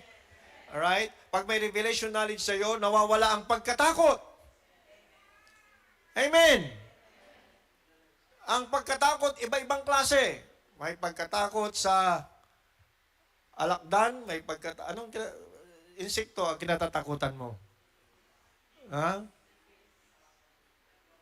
May pagkatakot sa ipis, pagkatakot sa ako hindi ko na maalala yung kinatatakutan ko. Nawala lahat ng takot ko sa mga yan. Kasi naintindihan ko ang sarili ko that God has given me dominion over all the things dito sa earth. So, condemnation. Ano yung condemnation? Yung kahit walang nagsasalita laban sa'yo, pati sarili mo, kinukondem mo. Meron bang ganon? Wala nang nagsasalita, wala namang nagsasabi na pangit ka. Hindi pangit talaga ako. Di ba? Kasi na-record na wala talaga akong magagawa. Hindi mahirap talaga ang buhay. See, wala namang nagsasabi. Now, when you are in the revelation knowledge, alam mo, ang mga anak ng Diyos ang pinakagwapo at pinakamagaganda na nilalang sa balat ng lupa at sa kalangitan. Totoo yun. Hindi ito yung pampaganda ng vibes. No. Kasi yung Espiritu ng Panginoon ay nagsashine sa'yo. Amen ba? Praise God. The authority rises within the believer.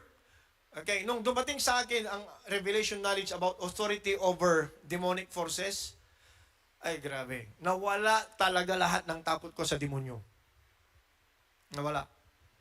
Kahit na anong mag-manifest dyan, kahit umiikot ang mata, kahit dumudura ng green, kahit na Kahit babae nagsasalita ng lalaki ang boses niya. Di ba? Kahit anong pananakot ng demonyo na yon, hindi na mag-effect sa akin. Kasi may revelation knowledge na ako kung sino ako in Christ Jesus our Lord. At yun, sana doon tayo makarating. Hindi yung may tik-tik lang ng butiki, akala mo, meron ng aswang sa butong lang. May mga taong ganon. Hindi makatulog sa gabi. Di ba? Dapat ang revelation knowledge mo, ang mga anghel ng Diyos ang nakapalibot sa kabahayan natin. Amen ba? So, the believer begins to know, I am who God says I am in Christ.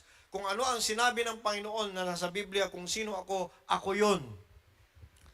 Parang yung confession natin kanina. Amen ba? At yun ang isang prayer ni Apostle Paul sa Galatians 4:19. My little children of whom I travail in birth again.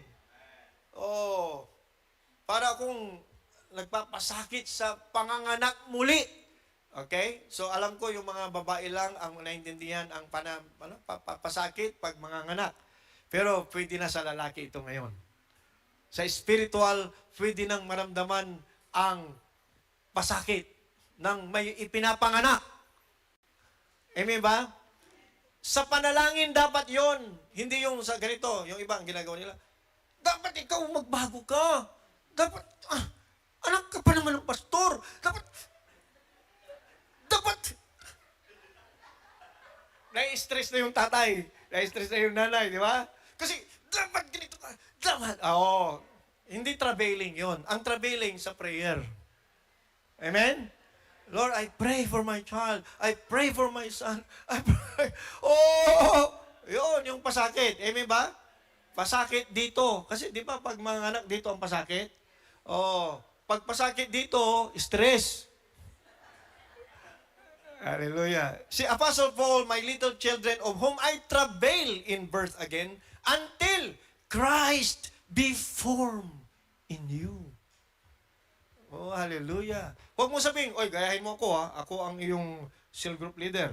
Sumunod ka sa akin. Disciple kita, gayahin mo ako. Oh, di ba? Huwag ganon. Ang dapat ma-form sa atin ay ang Panginoong Jesucristo. It is the obligation of the life group leader na ang ma-form sa mga tinuturuan natin sa ating cell group ay si Kristo Jesus, hindi ugali mo. Amen ba? Praise God. Baka mamaya, pag ganun ang lakad mo, pag ganun din sila lahat. Di ba? Okay. Sa kwan lang yun, sa awit lang yun. Alam mo yun? When he moves to the left, to the right. Sa awit lang yun. So, the believer must move from religion to revelation. Amen.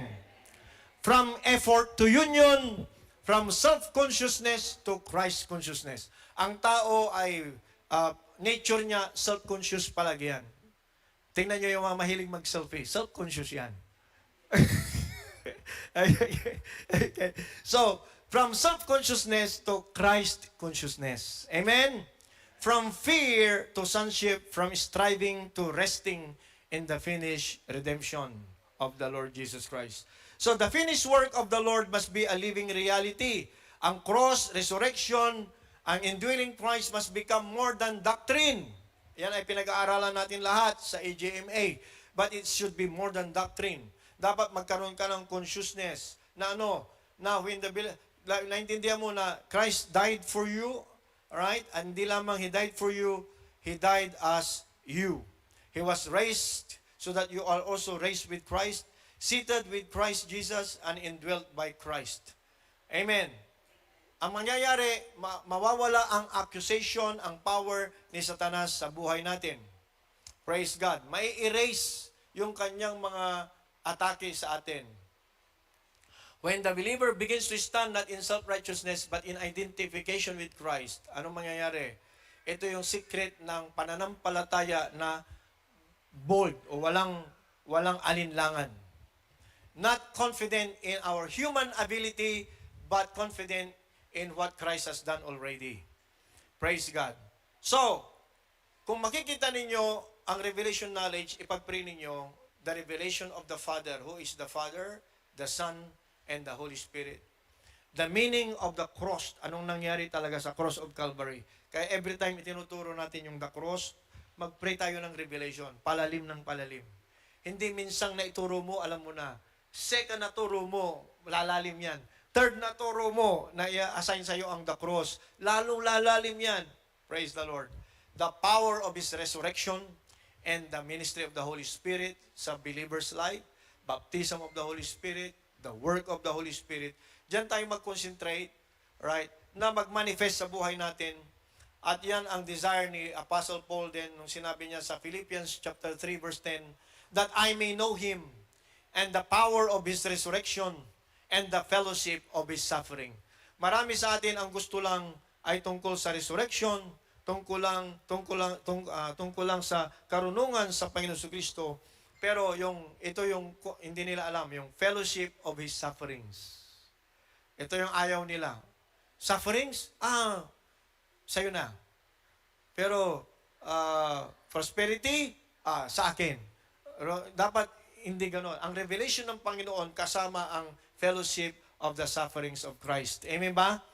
Yung napipersecute ka dahil sa pangalan ng Panginoon Kristo. Okay. Hindi mawawala yan sa tunay na may Holy Spirit sa'yo. Hindi mawawala. Meron at merong magpe-persecute sa'yo. Hindi mauubos yan. Hindi mawawala yan. Alright? Just be the light, the testimony. Alright? Just share the Word of God sa kanila. Kasi pag ikaw wala na nagpe-persecute, baka taga-mundo ka na. Di ba? Kaibigan ka na ng mundo. You know the Bible says? Di ba what the Bible says? Okay? A man or a person, a man, whoever is the friend of this world is an enemy of God. Okay? Now, hindi ko sinasabing awayin natin ang mundo. Alright? Ang ibig ko lang sabihin is, ang trabaho natin is to share the Word of God. If we really love our enemy, share the Word of God. Okay, the enemy of the cross of Christ, meron talagang kaaway. May umaaway talaga sa atin. Pero yung tao, biktima lang yan ng maling kaisipan. Kaya, they shall know the truth and the truth will set them free. Amen ba? So, ano pang verse natin? Ito yon. Ano ang dapat nating gawin? What should we do? Alam niyo ba sa Colossians 1:26-27, it is written, even the mystery which has been hidden from the ages and from generations, but now is made manifest to His saints. Tingnan niyo yung misteryo na yan, wala doon sa rosaryo. Ang misteryo na yan, okay, ay nakatago nung unang panahon. Pero ngayon, ay nagmanifest na sa mga pinabanal ng Diyos. Sabihin niyo sa inyong katabi, ako yon. To whom God would make known what is the riches of the glory of this mystery among the Gentiles. Sabihin mo ulit, ako yon. Which is, anito yung mystery na ito, Christ in you, the hope of glory. Christ in you, Christ in me, the hope of glory. Meaning, sa isang Kristiyano, walang pababa, pataas lahat. Praise God. The hope of glory. See? Christ in you. Meaning, Christ living in you, the hope of glory. So, in Ephesians 3:16-19, that He would grant you, according to the riches of His glory, to be strengthened with might by His Spirit in the inner man. Importante yung inner man, yung spirit mo. That Christ may dwell in your hearts by faith. See, by faith. Mahabang usapin yan sa mga susunod. Pag-usapan natin yung ibig sabihin ng by faith. Alright? That you, being rooted and grounded in love, may be able to comprehend with all the saints what is the breadth, the length, the depth, and the height, and to know the love of Christ which passeth knowledge, that you might be filled with all the fullness of God. Kanina I open a statement na how to know that you are growing in Christ. Ito yon. To know the love of Christ that passeth understanding or beyond human comprehension. Yan ang ibig sabihin yan. Mayroong pag-ibig sa tao. Mayroong ang love of money. Mayroong love of mankind. Mayroong love of country, patriotism. Pero mayroong love that comes from the Father. Hindi ito alam ng tagamundo. Ngayon, tayo ng mga anak ng Diyos, na-experience mo ito. Lumalago tayo sa pag-ibig na ito. Amen ba?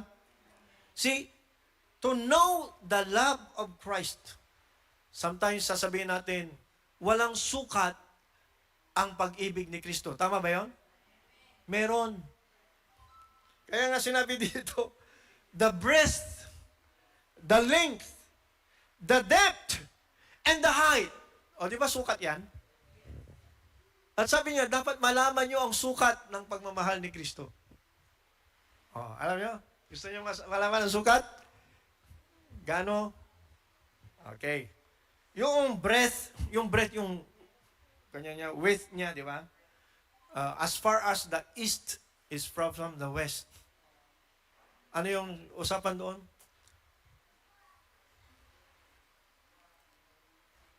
As far as the east is from the west? Ano? Anong usapan doon? Anong context doon? Okay? Isang historical context ng as far as the east is from the west ay noong unang panahon, kahit basahin yung history, never na magkaisa ang eastern countries sa western countries, laging nag-aaway yan. Pero through the Lord Jesus Christ, nung dumating ang Christianity, sa yung mga eastern people at western people ay pwede na magkaisa. Another is, pag sabi mong doon ang east at pupunta ka, hindi mauubos yung east. Merong east yung, kung ikaw ay east, sa ibang tao, ikaw yung west nila. Kasi circle yun di ba? Tama ba? Na-imagine niyo yung mundo? Okay. So meaning, ang east ay unlimited. Ang west ay unlimited. Either you go clockwise or counterclockwise, hindi mo mauubos ang east. Yan ang lawak ng pag-ibig ng Diyos sa'yo. Pumunta ka man sa ibang panig ng mundo, makakita ka ng Kristiyano, may magmamahal sa'yo.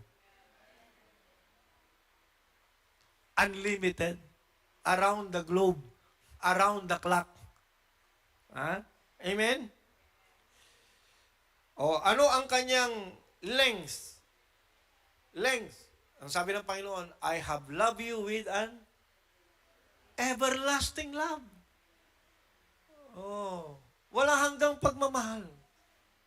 Oh, ito yung pinagpipray ni Paul. Makilala nyo sana to know the love of Christ. Wala hanggan. There is no, sabi ng iba, inuuso nila, walang forever. Sabi nyo, meron. Amen ba?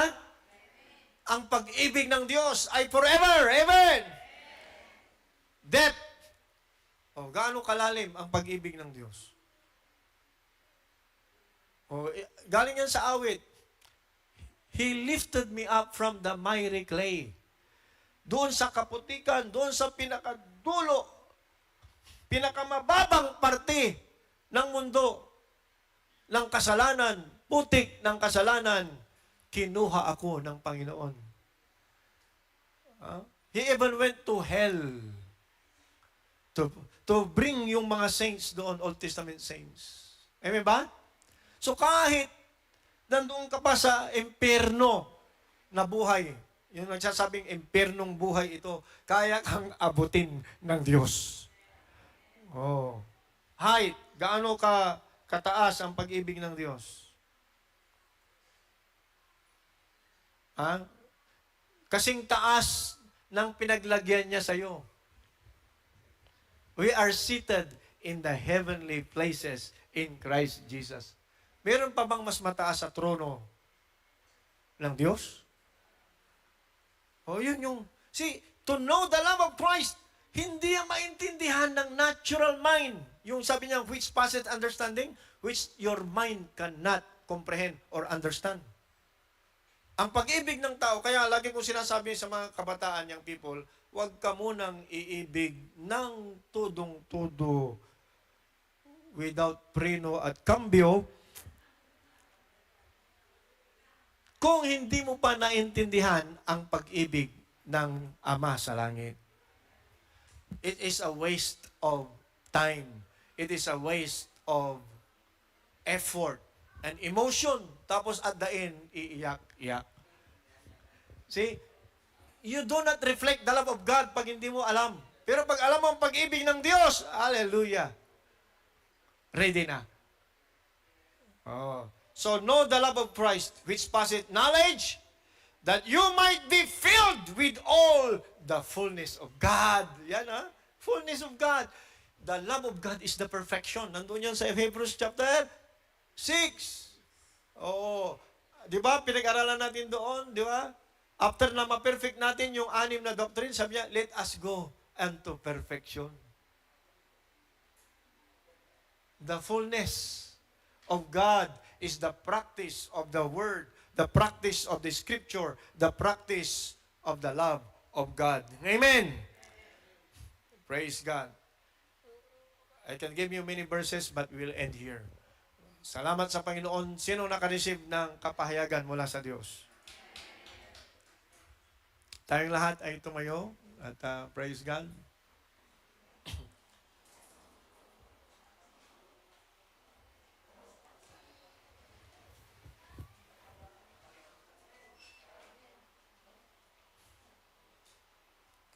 Ang dapat natin gawin na isa as a challenge is Colossians chapter 3 verse 1 to 4. If you then be risen with Christ. Kung natanggap mo ang kapahayagan na ikaw ay kasama ni Kristo na muling nabuhay, seek those things which are above. Hanapin mo ang mga bagay na makalangit, where Christ sitteth on the right hand of God. Yung ating pag-aaral sa EGMA, yung patuloy nating pag-perfect ng ating character and attitude bilang mga anak niya, those are the things above. Yung ating patuloy na pagsunod sa Kanya in everything that glorifies God, yan ay paghanap sa mga bagay na makalangit. At sabi pa dito, set your affection on the things above. Ilagak natin, ilipat natin at ilagak natin ang ating mga affection, ang ating pagmamahal mula sa lupa, mula sa worldly things, sa mga bagay na makalangit. Not on the things on earth. Colossians 3, 1 to 4. For you are dead. Pag ikaw, sinong kausap ni Apostle Paul dito? Mga Kristiyanong nakareceive na ng revelation. Or else hindi nila matatanggap yan. Ang sabi niya, for you are dead. And your life, na hindi sinabing dead na wala ng buhay, ito ay dead, yung old self, at sabi niya, may buhay kayo na iba. Your life is hidden with Christ in God. May bagong buhay ka, pero ito ay nakatago na kay Kristo Jesus. Si Kristo na ang nakikita sa iyo. When Christ, who is our life, shall appear, then shall you also appear with Him in glory. Let us pray. Father, in the name of Jesus, I pray, Panginoon, na we receive this revelation knowledge that we are crucified in Christ Jesus. Nevertheless, we live. And the life that we live by the faith of the Son of God. Hindi na aming pananampalataya, kundi pananampalataya na ng anak ng Diyos. Kami ay nabubuhay. And we are raised up together with Christ Jesus. Hallelujah. And now, hallelujah, we are dead in our old life, but we are alive in Christ. Jesus Christ now is our life. And therefore, Lord God, to make this happen and be realized, Panginoon, we will not conform to this world, but we will be transformed by the renewing of our minds para ma-prove namin ang mga bagay na magaganda, katanggatanggap, at ganap na kalooban ng Diyos. I pray sa umagang ito, Panginoon. It's not by might nor by power, but by your Spirit. Ang pagbabago ng bawat isa, Panginoon, ay nakasalalay sa nakadepositong salita ng Diyos. sa pamagitan ng kapangyarihan ng banal na Espiritu. Hallelujah. Kami ay nababago sapagkat, Lord, our heart is for you, Lord God. Our heart is the residence. Our heart, O God, is the place where you are formed inside of us. Salamat, Panginoon. Pagpalain niyo yung mga anak. Ma-realize namin ito. May pamuhay namin ito. We are a new humanity in this earth. New created beings in this earth. Thank you, Lord, and all glory belongs to you. In Jesus' name we pray. Amen.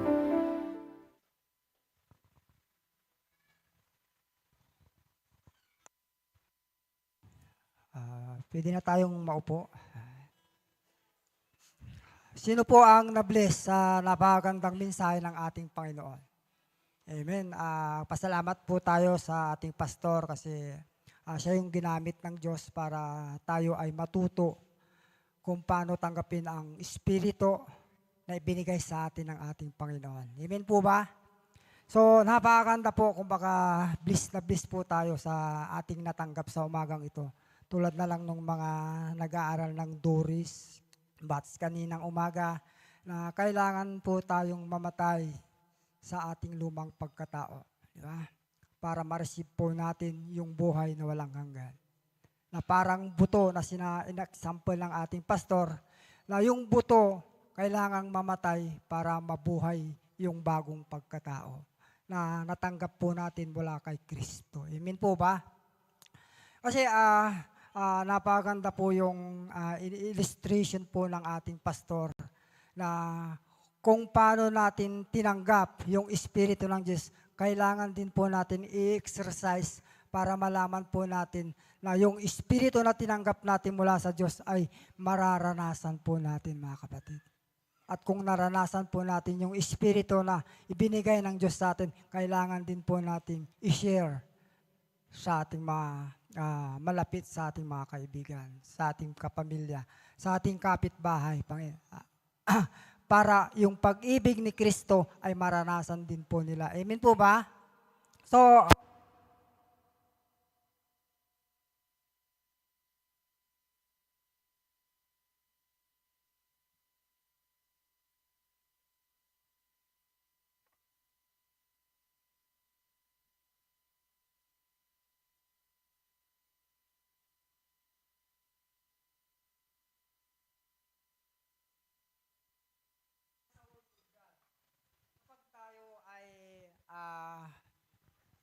magsasalita sa harap na walang exercise, di ba? Kinakabahan tayo, di ba? Kasi walang exercise. Pero kapag ginagawa natin ito araw-araw, ini-exercise natin yung ating katawan. Sinusupil natin ito para mabuhay yung ating bagong pagkatao. Hindi tayo matatakot tumawid doon sa alambre. Tama po. Kaya magpasalamat po tayo sa umagang ito, kasi yung tinanggap nating karunungan ay napakaganda po ng mensahe ng ating pastor. Sabi niya sa Book of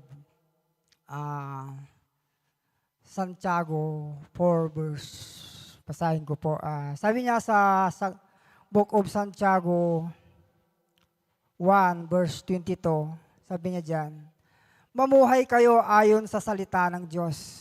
Kung ito'y pinapakinggan lamang ninyo, ngunit hindi nyo isinasagawa, dinadaya ninyo ang iyong sarili.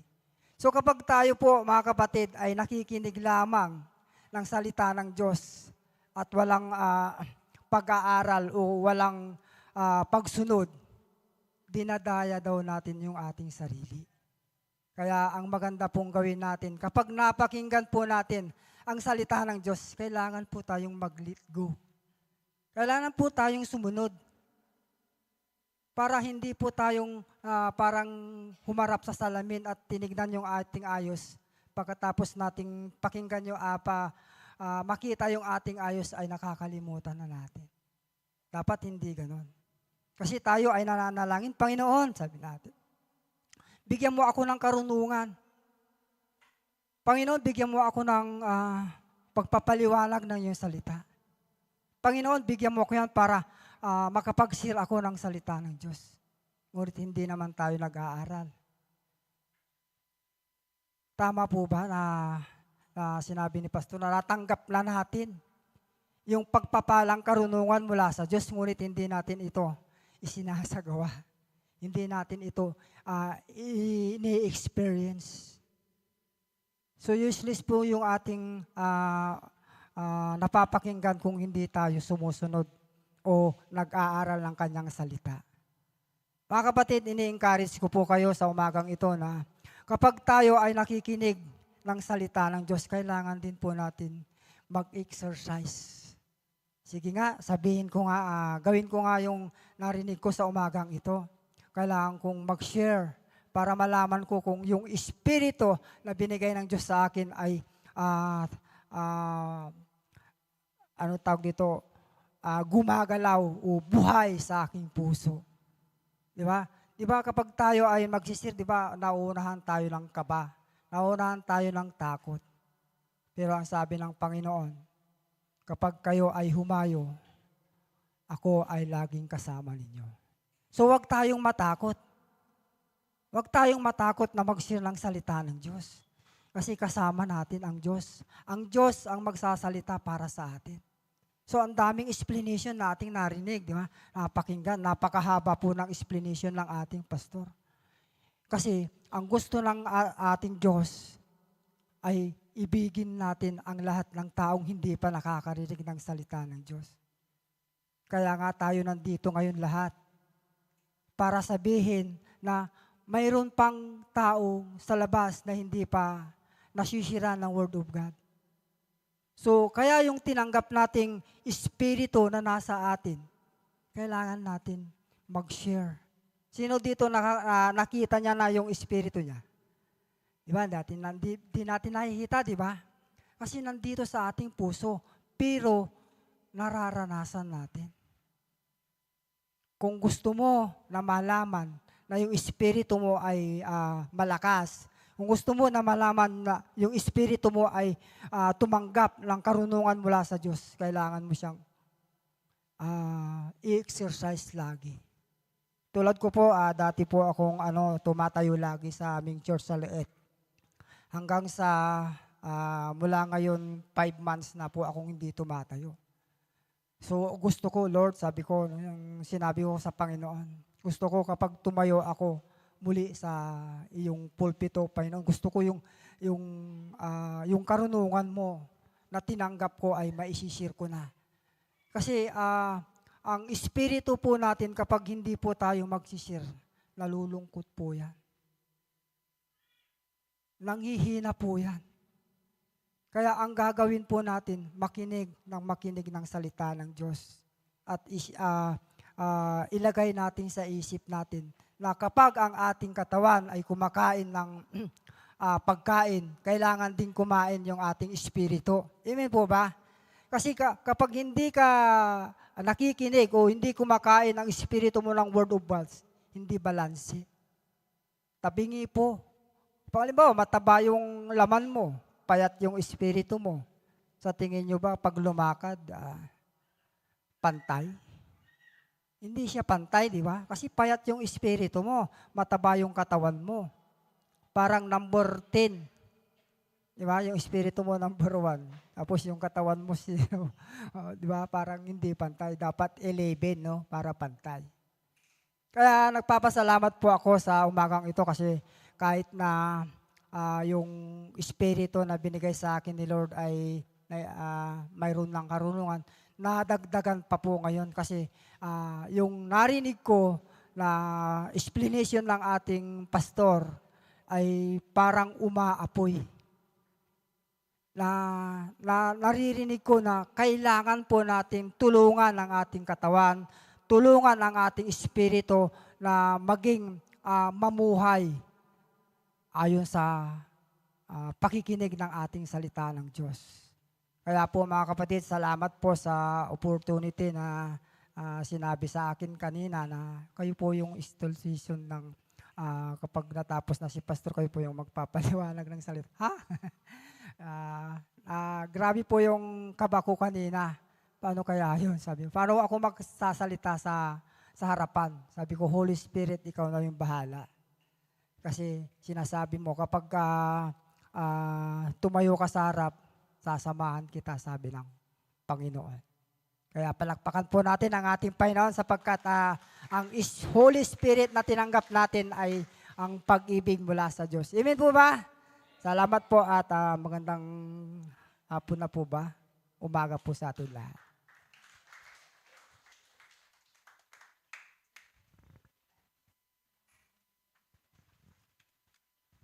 Amen. Hallelujah. Sino pong na-bless sa ating narinig na salita ng Panginoon? Amen. And sa oras pong ito, what time is it? It's giving time. Amen. So sa oras na ito, nasa labas po yung envelopes. At sama-sama po nating ipanalangin at i-declare po ang salita ng Diyos. Tayo po tayong lahat.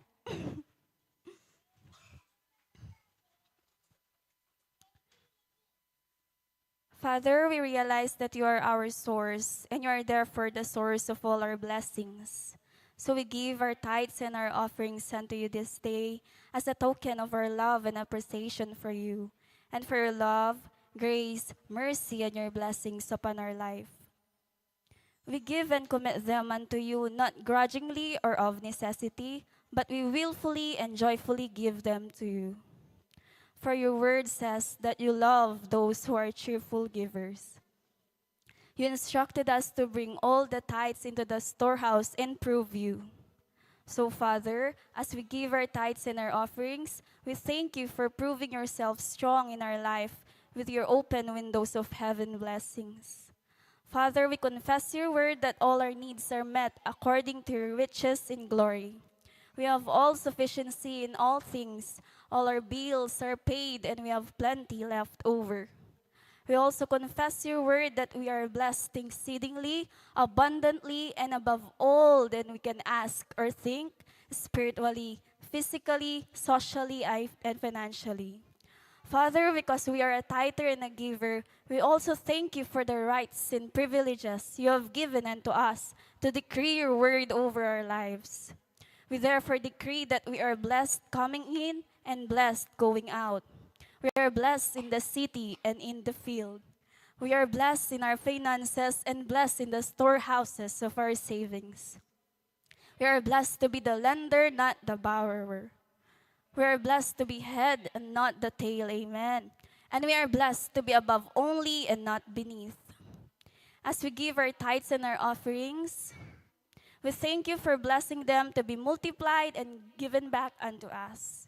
A good measure, pressed down, shaken together, and running over, shall you cause them to be multiplied, and return unto us from the north, south, east, and west. Father, you also said in your word that as a result of our obedience to bringing you our tithes and our offerings, that you would rebuke the devourer for our sake. Therefore, Satan, by the authority of the word of living God, we decree and declare that you are rebuked from our home, family, health, and finances. We also decree that you are off limits to every area and aspect of our life, spiritually, physically, socially, and financially. By the authority only of the name of Jesus Christ. Amen. Now, Father, as we commit our tithes and our offerings to you, we receive the promise of your blessings over our life. We speak your word that no demon in hell shall be able to hinder, delay, or stop your blessings upon our life. And we pray that you would use our tithes and our offerings to help establish your word in the earth realm, cause lives to be delivered and changed, and bring in the harvest of souls into the kingdom of God. In the name of Jesus, amen, amen.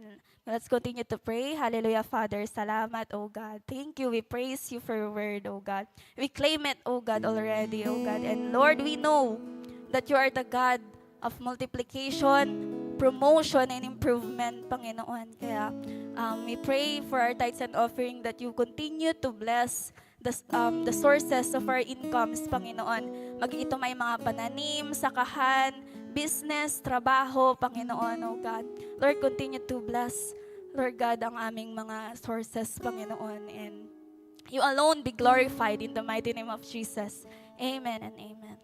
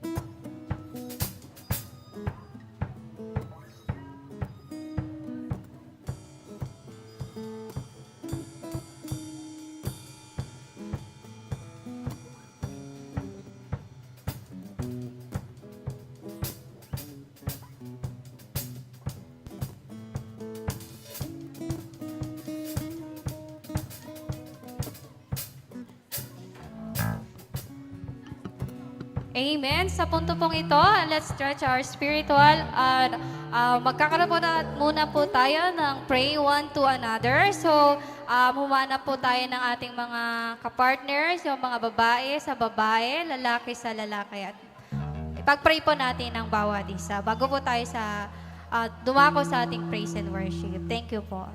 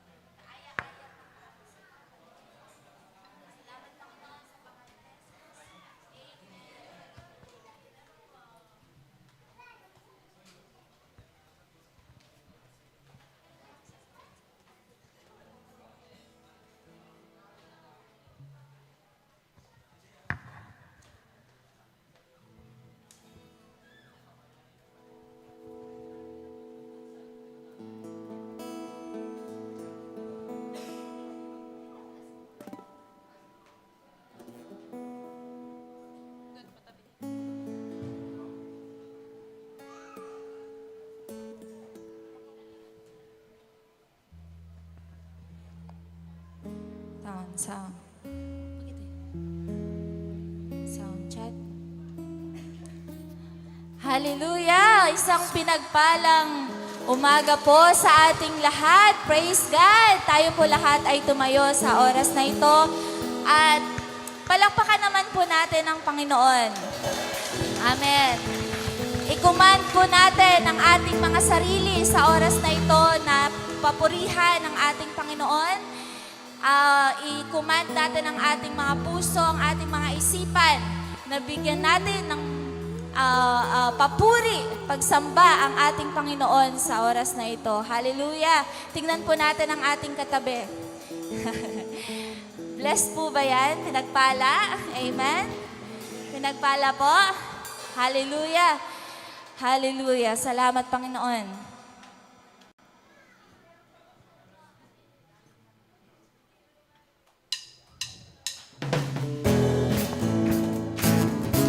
Sabi po sa kanta, I'm trading my sorrow, my pain, my shame, sickness. Ibigay natin lahat yan sa Panginoon at ang joy na galing sa Diyos ang ating tanggapin. Hallelujah.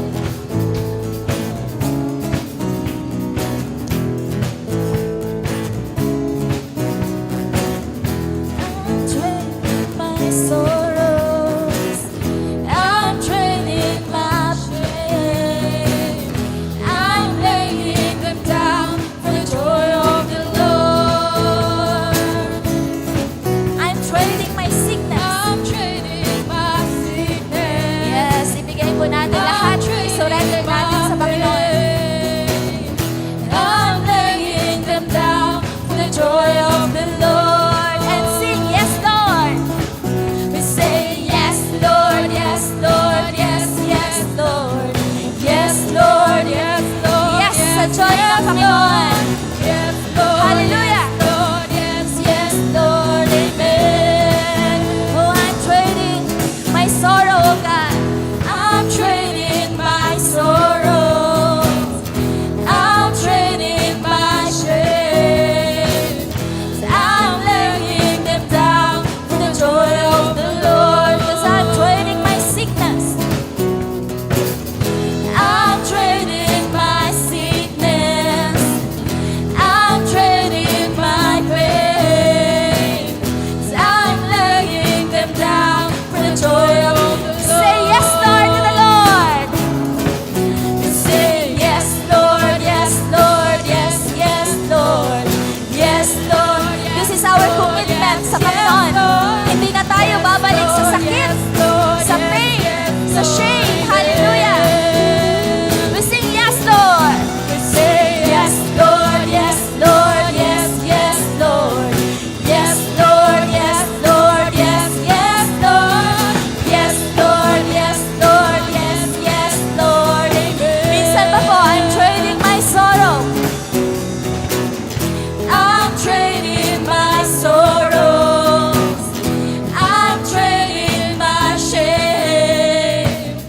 I'm laying them down for the joy of the Lord. Accept the joy of the Lord. I'm trading my sickness. I'm trading my shame.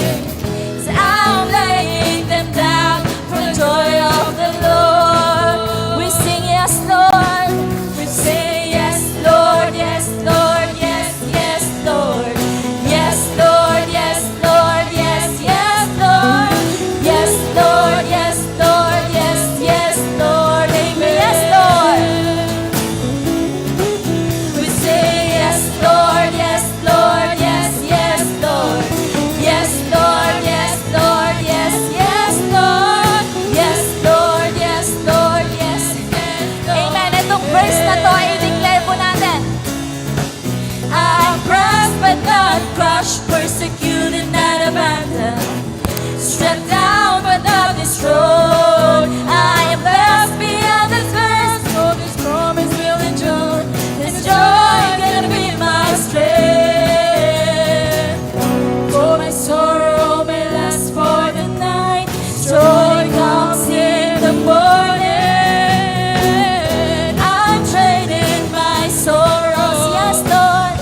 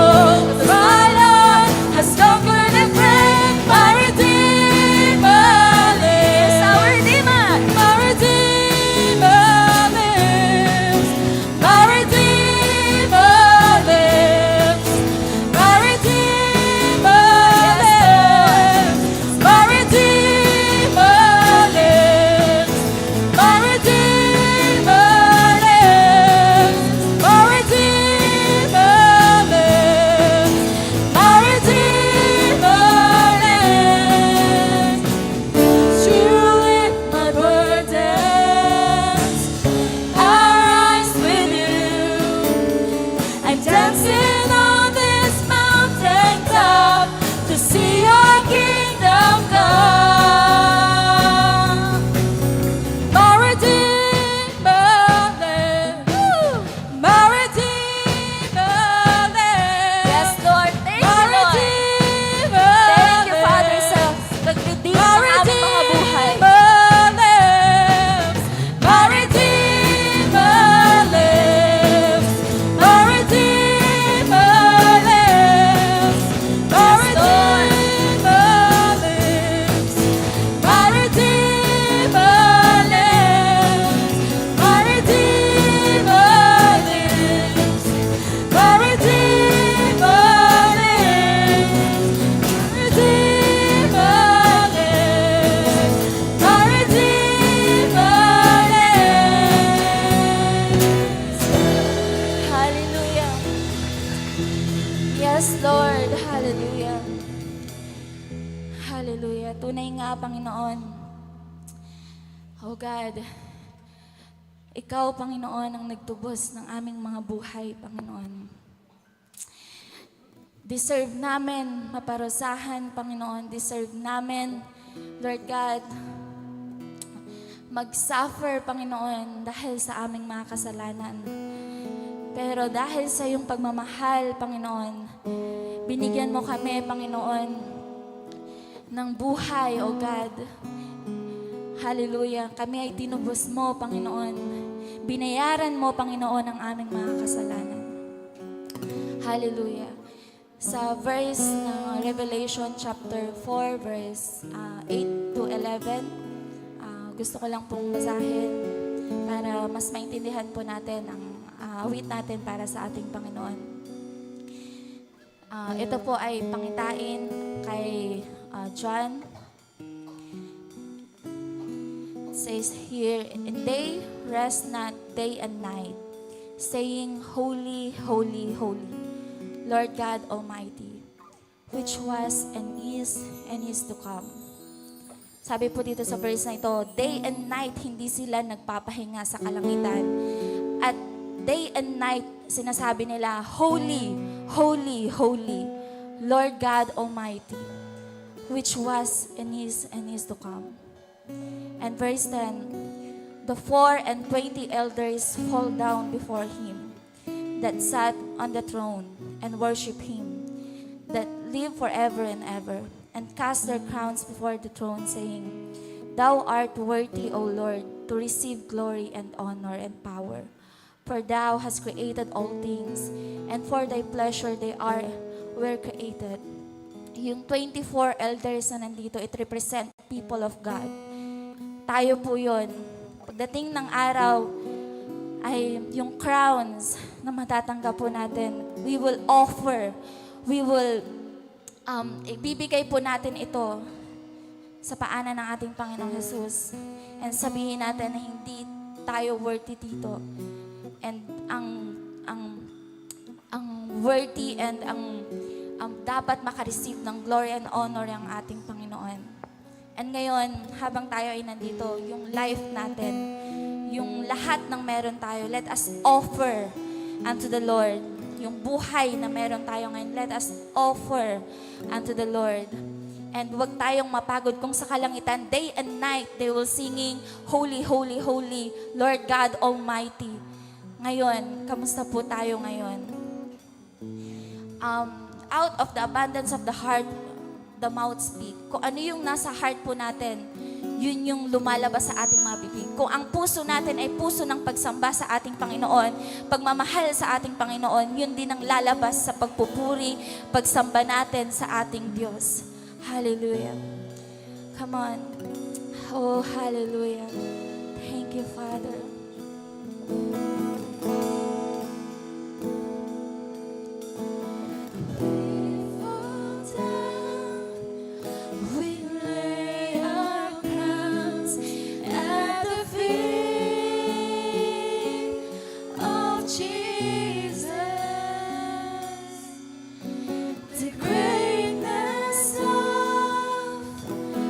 Mercy and love at the feet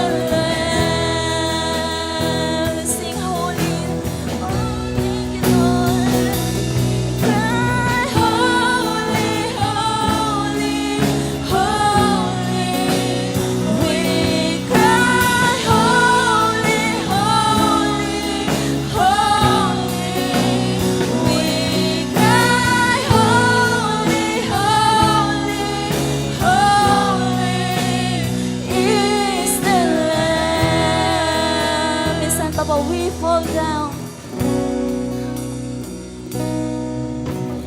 We fall down, we lay our crowns at the feet of Jesus. With greatness come, His mercy and love at the feet of Jesus. We cry, holy, holy, holy. We cry, holy, holy, holy. We cry, holy, holy, holy is the Lamb.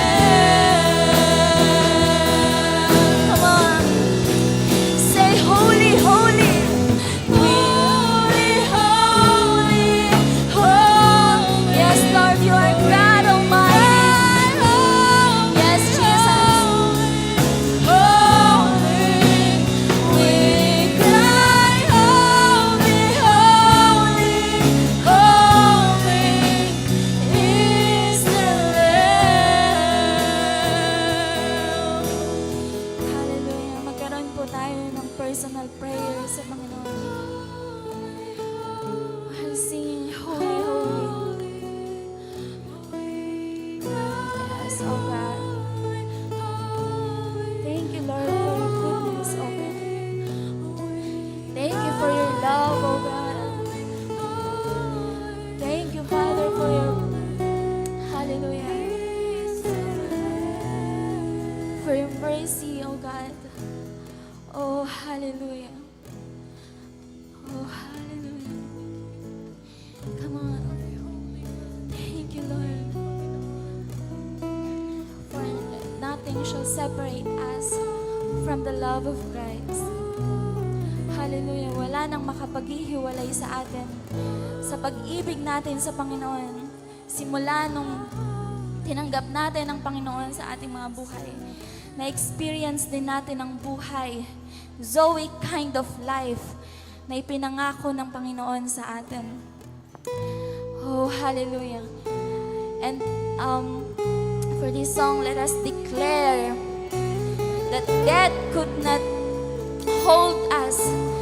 Hallelujah. Death could not hold you, Panginoon. Hallelujah. Salamat, oh God. 2,000 years ago, Panginoon. Salamat sa ginawa mo sa krus ng Kalbaryo, oh God. Oh, hallelujah. Oh, hallelujah. Salamat, Panginoon. Come on, utusan natin ang sarili natin to pray and speak. Oh, hallelujah. Oh, that could not hold you. The veil tore before you, oh God. Oh, hallelujah.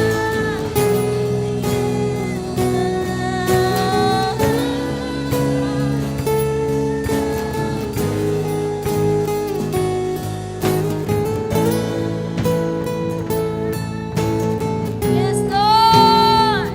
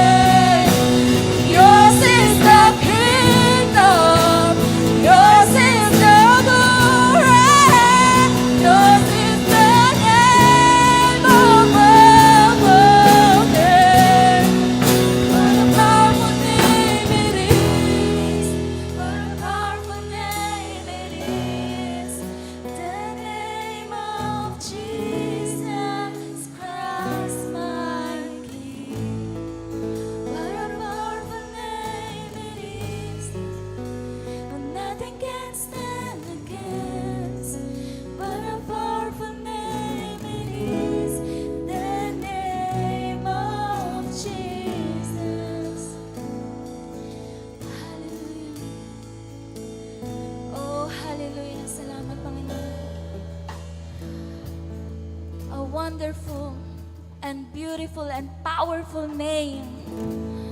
Hallelujah. Yan po ang pangalan ng ating Panginoong Jesus. Hallelujah. Imagine, every time na babanggitin natin ang pangalan ng ating Panginoon, lahat ng may sakit ay gagaling. Lahat ng mga pinapahirapan ng espiritu, ng demonyo, lumalayas. Hallelujah. Lahat ng takot nawawala. Hallelujah. Lahat ng kahirapan natatapos. Lahat ng prayer may kasagutan. Hallelujah. Pangalan pa lang ng ating Panginoon ay pangako na. Hallelujah. Oh, salamat, Panginoon. Wala kaming may pagmamalaki, Panginoon. Without you, Father, wala kaming may pagmamalaki, oh God. Oh Lord, this life, hallelujah, is for you, Lord God. Use us mightily, oh God. Sino ba naman kami, Panginoon? Hallelujah. Father, it's an honor na makapaglingkod, oh God. It's an honor, oh God, na makasama sa trabaho sa iyong kaharian, Panginoon. It's an honor, oh God, to be part of the expansion of the kingdom of God. Hallelujah. Oh, thank you, Father. Thank you, Jesus, sa patuloy na ginagawa mo, Panginoon, sa aming mga buhay. Thank you sa kaluwalhatian mo, Panginoon, na patuloy na nakikita, O God, sa bawat isa. Nagre-reflect ang glory mo, Panginoon, sa bawat anak mo, Panginoon. Oh, hallelujah. Salamat, Panginoon. Ito ang resulta, Panginoon, ng aming salvation. Hallelujah. Ang magkaroon, Panginoon, ng abundant life. Zoe kind of life, Panginoon. Make us align, oh God. Make us align, Lord God, into your will. Father, continue to renew our mind, Panginoon. Continue to transform our mind, oh God, so that we may prove what is good, acceptable, and perfect will of God. Hallelujah. Sa panahon namin ngayon, sa mundo ngayon, Panginoon. Because, Lord, hallelujah, we are transferred from the kingdom of darkness to the kingdom of light. Kaya yun dapat, Panginoon, hindi hiwalay, Panginoon, ng kaharian mo, O Lord. Father, hindi doble ang aming buhay, Panginoon. Salamat, Panginoon. Salamat sa oras na ito, God. Oh, hallelujah.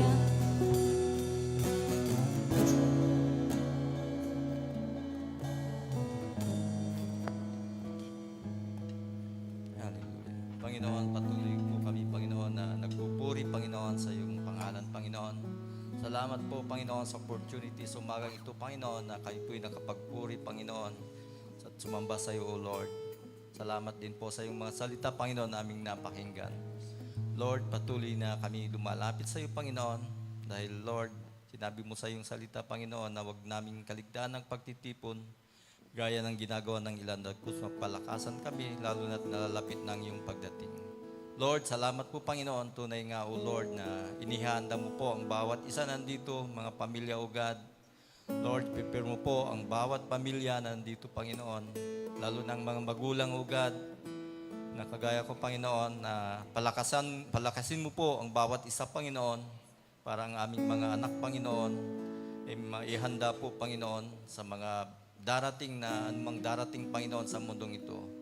Lord, tunay na nakikita po namin, Panginoon, ng moral ng mga tao at mundong ito, Panginoon, ay pabagsak, O God. Lord, turuan mo po kami, Panginoon, ayon sa iyong salita, O God, para makalakad po ang bawat pamilya ng Christ our life, Panginoon, ayon sa iyong kalooban, O God.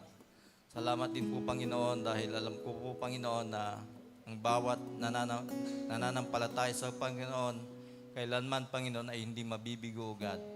Lord, bless every family, O God, na nandito, Panginoon. Pagpalain mo po ang kanilang mga kamay, Panginoon, sa paggawa ng trabaho, O God, sa pinagkakakitaan ng bawat isa, Lord.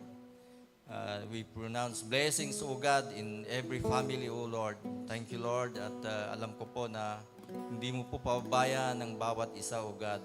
At dalangin ko, O Lord, na bawat pamilya na may suliranin, Panginoon, Lord, ikaw po ang, lalo na sa mga may sakit, O Lord, ikaw po ang dakilang manggagamot, Panginoon, na aming tiniwalaan, Panginoon. At sa mga financially, Panginoon, na namumblema, Panginoon, Lord, you are our God, provider, Panginoon. Alam po namin, Panginoon, na pinagkalob mo po sa amin na lahat, O God, and we claim it, O God, na lahat po, Panginoon, ng mga problema may kalutasan, O God, dahil nandyan ka po sa amin. Salamat po, Lord. Bless every family, O God, lalo na sa mga nakikinig, Panginoon. O Lord, na pagpalain mo po, Panginoon, at makatagpo ka nila, Panginoon. Salamat po, Lord. Ito pong aming dalangin ng may papasalamat sa pangalan ng aming Panginoon Jesus. Amen. Yes, Lord, patuloy po kami, Panginoon, na lumalapit sa inyo. Patuloy din nilalapit, Panginoon, ang lahat ng ministry ng Christ Our Life Ministry, O God. Lord, mag-umpisa, Panginoon, sa mga children ministry. Lord, dalangin po namin na kayo, O Diyos, ang patuloy na manguna kumilos, lalo na sa mga teachers, O God, na nandiyan na patuloy, na walang sawang magturo sa mga bata. Lord, dalangin po namin na bawat batang nakikinig ng iyong mga salita na hindi po masayang ang kanilang napapakinggan, bagkus ito'y tumimo sa kanilang mga puso't isipan. No lumaki ang mga batang ito na dala-dala ang aral at turo na galing po sa inyo, na maging pagpapala po sila sa kanilang mga magulang at may takot sa iyo at sila'y handang sumunod, Panginoon. Kaya Lord, marami pong salamat. Gaudi po, Panginoon, lahat ng may mga hawak na cell group, Panginoon. Dalangin ko, Diyos, na patuloy kayong kumilos sa bawat leaders, O God. Patuloy kayo, Panginoon, na manguna, na patuloy na lumago ang bawat tinuturuan, O Diyos. Gawin din po, Panginoon, ang ministry ng kapulisan. Panginoon, salamat ng marami sapagkat patuloy po naming nakikita ang mga himala at ginagawa nyo sa mga kapulisan na nandyan, Panginoon, palaging handang makinig sa iyong mga salita araw-araw at hindi po sila nagsasawa, Panginoon. Kay Lord, marami pong salamat. Dalayan po namin ang lahat ng kapulisan ng Santa Barbara. Patuloy nyo silang ingatan, pagpalain, O Diyos. At nawa, Panginoon, bawat salitang napapakinggan po nila, hindi po masayang. Bagkus, Panginoon, ititimo sa kanilang mga puso at isipan at ito, Panginoon, ay magre-resulta ng pagbabago sa bawat buhay po nila, O Diyos. Kaya Lord, marami pong salamat sa mga ginagamit yung nagtuturo, Panginoon. Gawin din po, Panginoon, sa lahat ng mga churches ng Christ Our Life Ministry hanggang Nueva Ecija, Panginoon, sa lahat ng may afternoon service, O God, dalangin po namin na kayo, O Diyos, ang patuloy na kumilos sa mga pastors, O God. Kayo, O Diyos, ang patuloy na magbigay ng karunungan, kaalaman sa iyong salita upang patuloy ng bawat isa na may hayagag nais po ninyo sa mga tao, Panginoon. Salamat, Panginoon, sa lahat-lahat ng iyong ginagawa sa Christ Our Life Ministry. At alam po namin na patuloy na lalago at dadami at dadami ang mga membro sa Christ Our Life sapagkat kayo, O Diyos, ang patuloy na magtatawag, Panginoon, sa mga kaluluwang nawawala, Panginoon. At salamat, Panginoon, sa bawat ginagamit ninyo na magpahayag ng iyong mga salita. Kay Lord, salamat po ng marami sa oras nito, God. Muli, Panginoon, patuloy ka namin pinupuri, pinapasalamatan, dinadakila at nilulalhati. Ito po ang aming samot na langin na may pasasalamat sa pangalan ni Jesus. Amen and amen. Amen. Hallelujah. Alam ko po na bawat isa po sa atin ay na-bless sa word and sa praise and worship. Amen po ba? Amen. So it's time to share or express our love to God by means of testimony. Ayan, so alam ko po, pinagpala po ang bawat isa at magbibigay po tayo ng papuri sa Panginoon. Pangunahan ko na po. Ako po ay nagpapasalamat sa Lord sa kabutihan niya sa aking work. Kasi before po ako nag-apply sa company po nila, Kevin, nung nag-apply ako, nag-stop hiring. So, nung nag-stop hiring po sila, almost 1 month na nagsisend kami ng resume. Pero, praise God, after a month, naka-receive ako ng opportunity na makapag-apply. And then, nung nakapag-apply na ako, initial and final interview, nagpapasalamat ako sa Panginoon dahil naitawid natin. Glory to God. And nung magti-training na ako ng Monday, Sunday naputol yung internet namin. Lord, parang ang daming mga struggles, trials. Ito po ba para sa akin to? So, medyo nag-doubt na ako na baka hindi tutuloy pa ba ako or baka hindi pa. Ito yung time. Pero praise God, na-restore agad yung internet namin. Nakapag-training ako and nung magda-dial na kami ng Thursday, kasi training namin ng almost 3 days, Thursday, nawalan ng kuryente. So magko-calls na kami ng that time, nawalan ng kuryente ng 8:30 to 10:30. Ang schedule namin is 8:30 or 9 to 7. So, parang ang daming para sa akin ba to, Lord? Sabi ko. Pero praise God, na-restore yung kuryente ng 10:30 and nakapag-start na kami. And yung company kasi nila napaka-stricto. Dapat hindi porket nakapasa ka na ng final and initial and undergo ka na ng training, pasado ka na. Talaga, mag-undergo ka pa rin ng test sa training. Bibigyan ka ng 5 days para makita kung talagang fit ka doon sa company. Praise God kasi doon sa target na binigay na sa amin ng within the 5 days, first day pa lang ay na-reach na natin yung target. So glory to God. Nagpapasalamat ako sa Diyos kasi sabi ko, Lord, kung hindi mo ako sasamahan, yung mga nangyari parang hindi na ako tutuloy, pero Lord, ikaw na po ang bahala. So we surrender to God na talaga dapat nating surrender lahat ng gagawin natin sa Panginoon. And sa mga trial na yung pinapakita ng Lord na inahandle niya lahat. And sabi nga, di ba, the Lord, if it's God's will, He will make it happen. So, sa magte-testimony din po, tinatawagan ko si Ate Jo. Ayun. Yan, palakpakan po natin ang Diyos sa buhay ni Ate Jo. Okay po. So, maikli lang ito. Hindi ako nagsulat. Siyempre, pinagpapasalamat po natin sa Panginoon yan. And, paano ko ba sisimulan? God is good po talaga all the time. And sabi ko nga, okay lang sa akin kahit tawag dito, kahit hindi mag-college, okay lang sa akin. Kahit okay lang. Ito na medyo tinuturuan ako ng Panginoon. And, pero nung pinakita sa akin ng Panginoon yung purpose and dahilan bakit ako andito ay syempre hindi ko ginawa yon para sa Diyos lang, kundi naging kasama ko ang Panginoon sa journey na yon. And hindi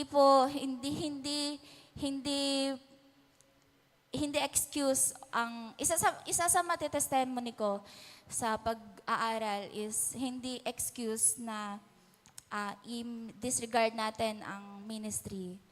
I-disregard natin ang paglilingkod sa Panginoon, and hindi excuse na sabihin natin saka na pag nakatapos na lang ako. Saka na kapag na-achieve ko na yung gusto ko. Kasi pag ganun yung goal natin, walang purpose. Sabi ko nga, sa tagal ng pag-aaral ko sa college, umabot ng 8 years ang pag-aaral ko. Supposedly 6 years and 1 year na exam, 1 year na review sa ibang school, sa ibang medical school ang gagawin. So bali 7 years. Ay sabi ko, kung yung buhay ko andoon lang sa 7 years na, sa 8 years na yon, doon lang umikot yung buhay ko sa pag-aaral na yon, at hindi ako nag-ministry, hindi ako nagpagamit sa Panginoon, sasabihin kong sayang at boring.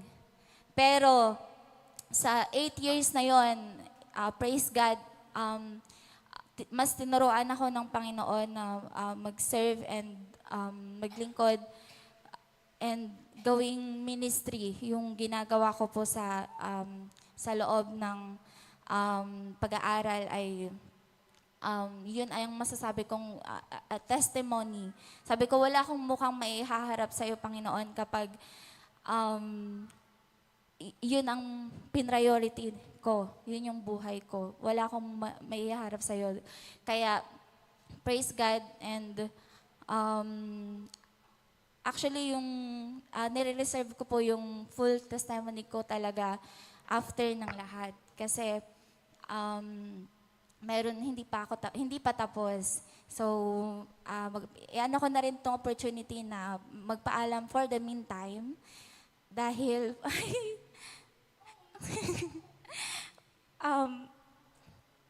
syempre kailangan ko munang magstay sa Manila ngayon.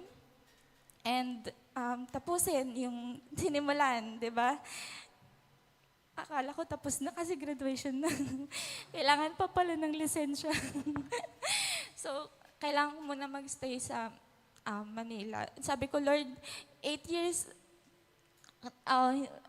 nakita mo naman ako, di ba? Sabi ko, kaya bigay mo na sa akin itong taon na to na upuan yung pag-aaralan and para makamit yun. And hindi naman yun para sa akin.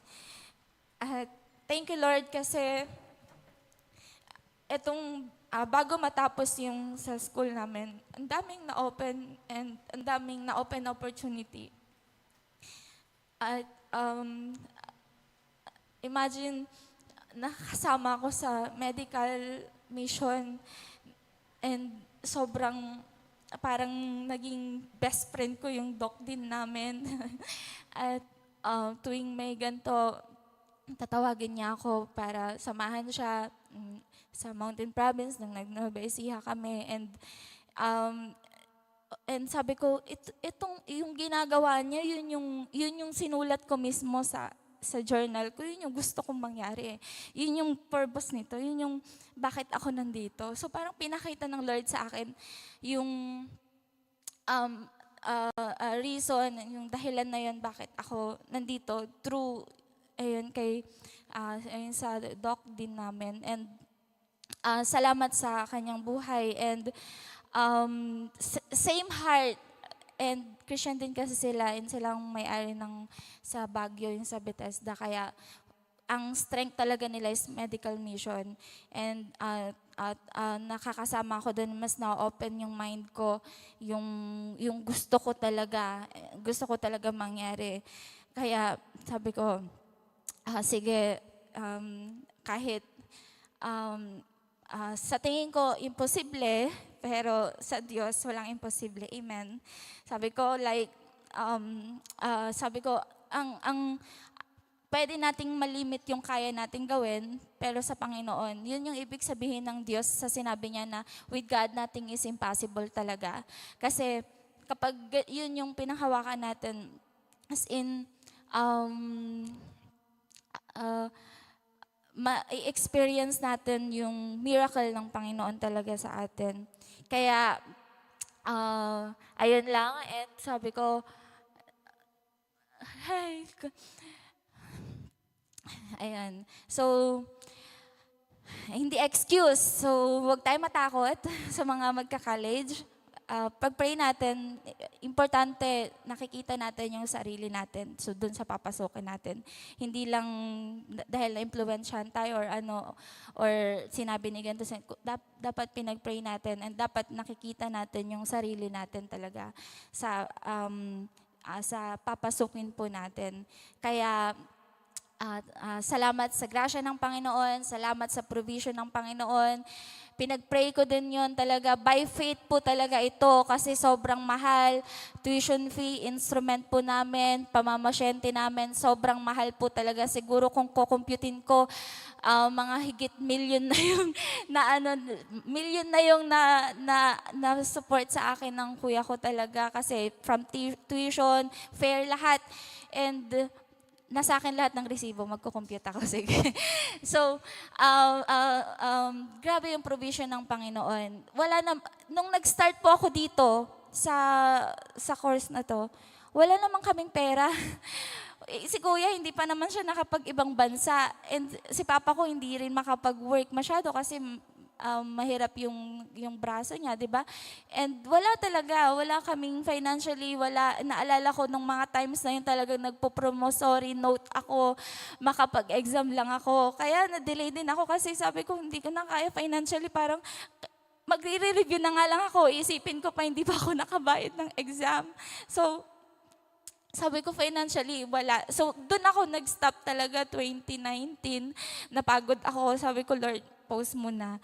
Kaya, ayun, na-open din yung opportunity na involve ako sa ministry. Doon ako talaga super nag-surrender sa Panginoon. And hanggang nagka-pandemic, ganyan. So, na-delay. But thank God, sabi ko nga, boring and sayang kapag wala ang Diyos doon sa 8 years na yon. Amen?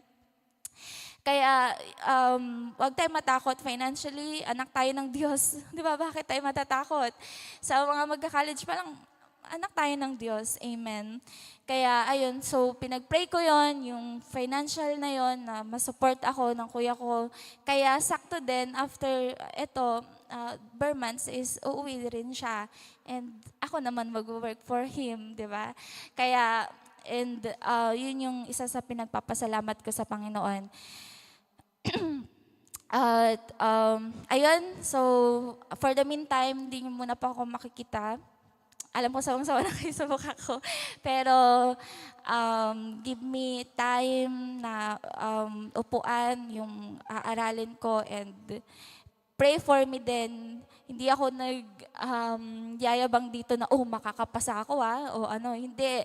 Pray for me kasi apart from God and hindi ko talaga kaya. Kaya yun yung kailangan ko, prayer and provision and yung guidance, yung wisdom na galing talaga sa ating Panginoon. Amen po. Kaya yun lang, to God be all the glory po.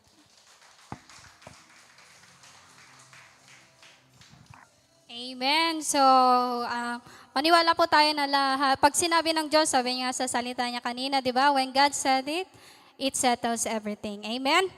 Sa punto pong ito, punta po tayo sa announcement. So, meron po tayong prayer meeting dito po sa ating Central Church every Tuesday at 7 p.m.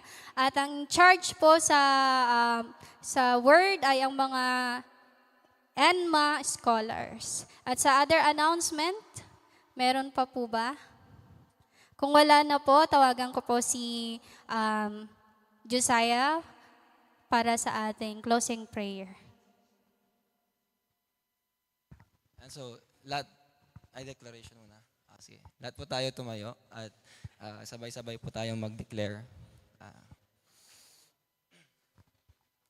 Ako ay anak ng Diyos, nakahanay sa ako kanyang salita at sa kanyang ganap na plano. Ako ay lumalakad sa tuloy-tuloy na pagtaas at banal na kasaganaan.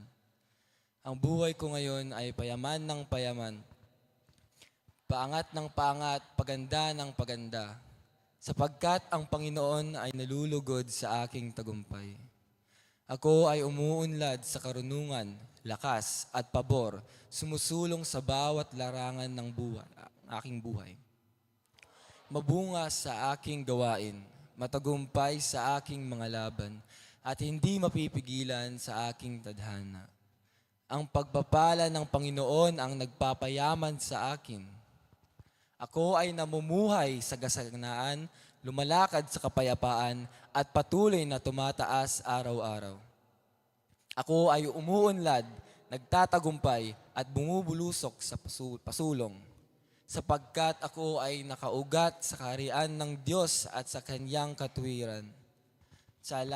I am Ashray. Yes, Lord, maraming salamat, Panginoon, sa Sunday na to, Panginoon. Maraming salamat sa patuloy na pag-iingat niyo sa bawat isa sa amin, Lord God. Maraming salamat, Lord, dahil sa aming sa pagsamantalang paghiwa-hiwalay, Panginoon. Maraming salamat dahil patuloy niyo po kaming iniingatan, Panginoon, sa pang-araw-araw, Lord God. Lord, sa oras na to, Lord God, maraming salamat dahil iningatan, kung paano nyo kami iningatan papunta dito, Panginoon, ganun nyo po kami ingatan sa pag-uwi, Panginoon. At ganun din sa magaganap, Lord, na linggong ito, Panginoon, maraming salamat na patuloy nyo po kaming ginagabayan, iniingatan, Panginoon, at lahat ng aming mga napulot na aral, Lord God, na mensahe galing sa inyo, ay i-apply po namin araw-araw, Panginoon, hindi lang sa Sunday na ito, Panginoon. Dahil maraming salamat, Lord God, sa patuloy na pagpapala, siksik, liglig, umaapaw na pagpapala sa bawat isa sa amin, sa aming pamilya, Lord God, at sa aming mga tinatapakang lugar, Panginoon, sa saang aspeto ng buhay, Panginoon. Maraming salamat dahil nag-overflow ang pagpapala na dumadaloy, Panginoon, sa bawat isa sa amin, Lord. So, ganoon din sa aming pamilya at sa mga wala dito, Panginoon, sa online, Lord God, aabot sa kanila ang pagpapala, Lord God, at sa ang banal na spirito, Lord God, na narito, Panginoon. Kaya maraming salamat sa patuloy na pag-iingat niyo sa bawat isa sa amin. Sa pangalan ni Jesus, Amen and Amen.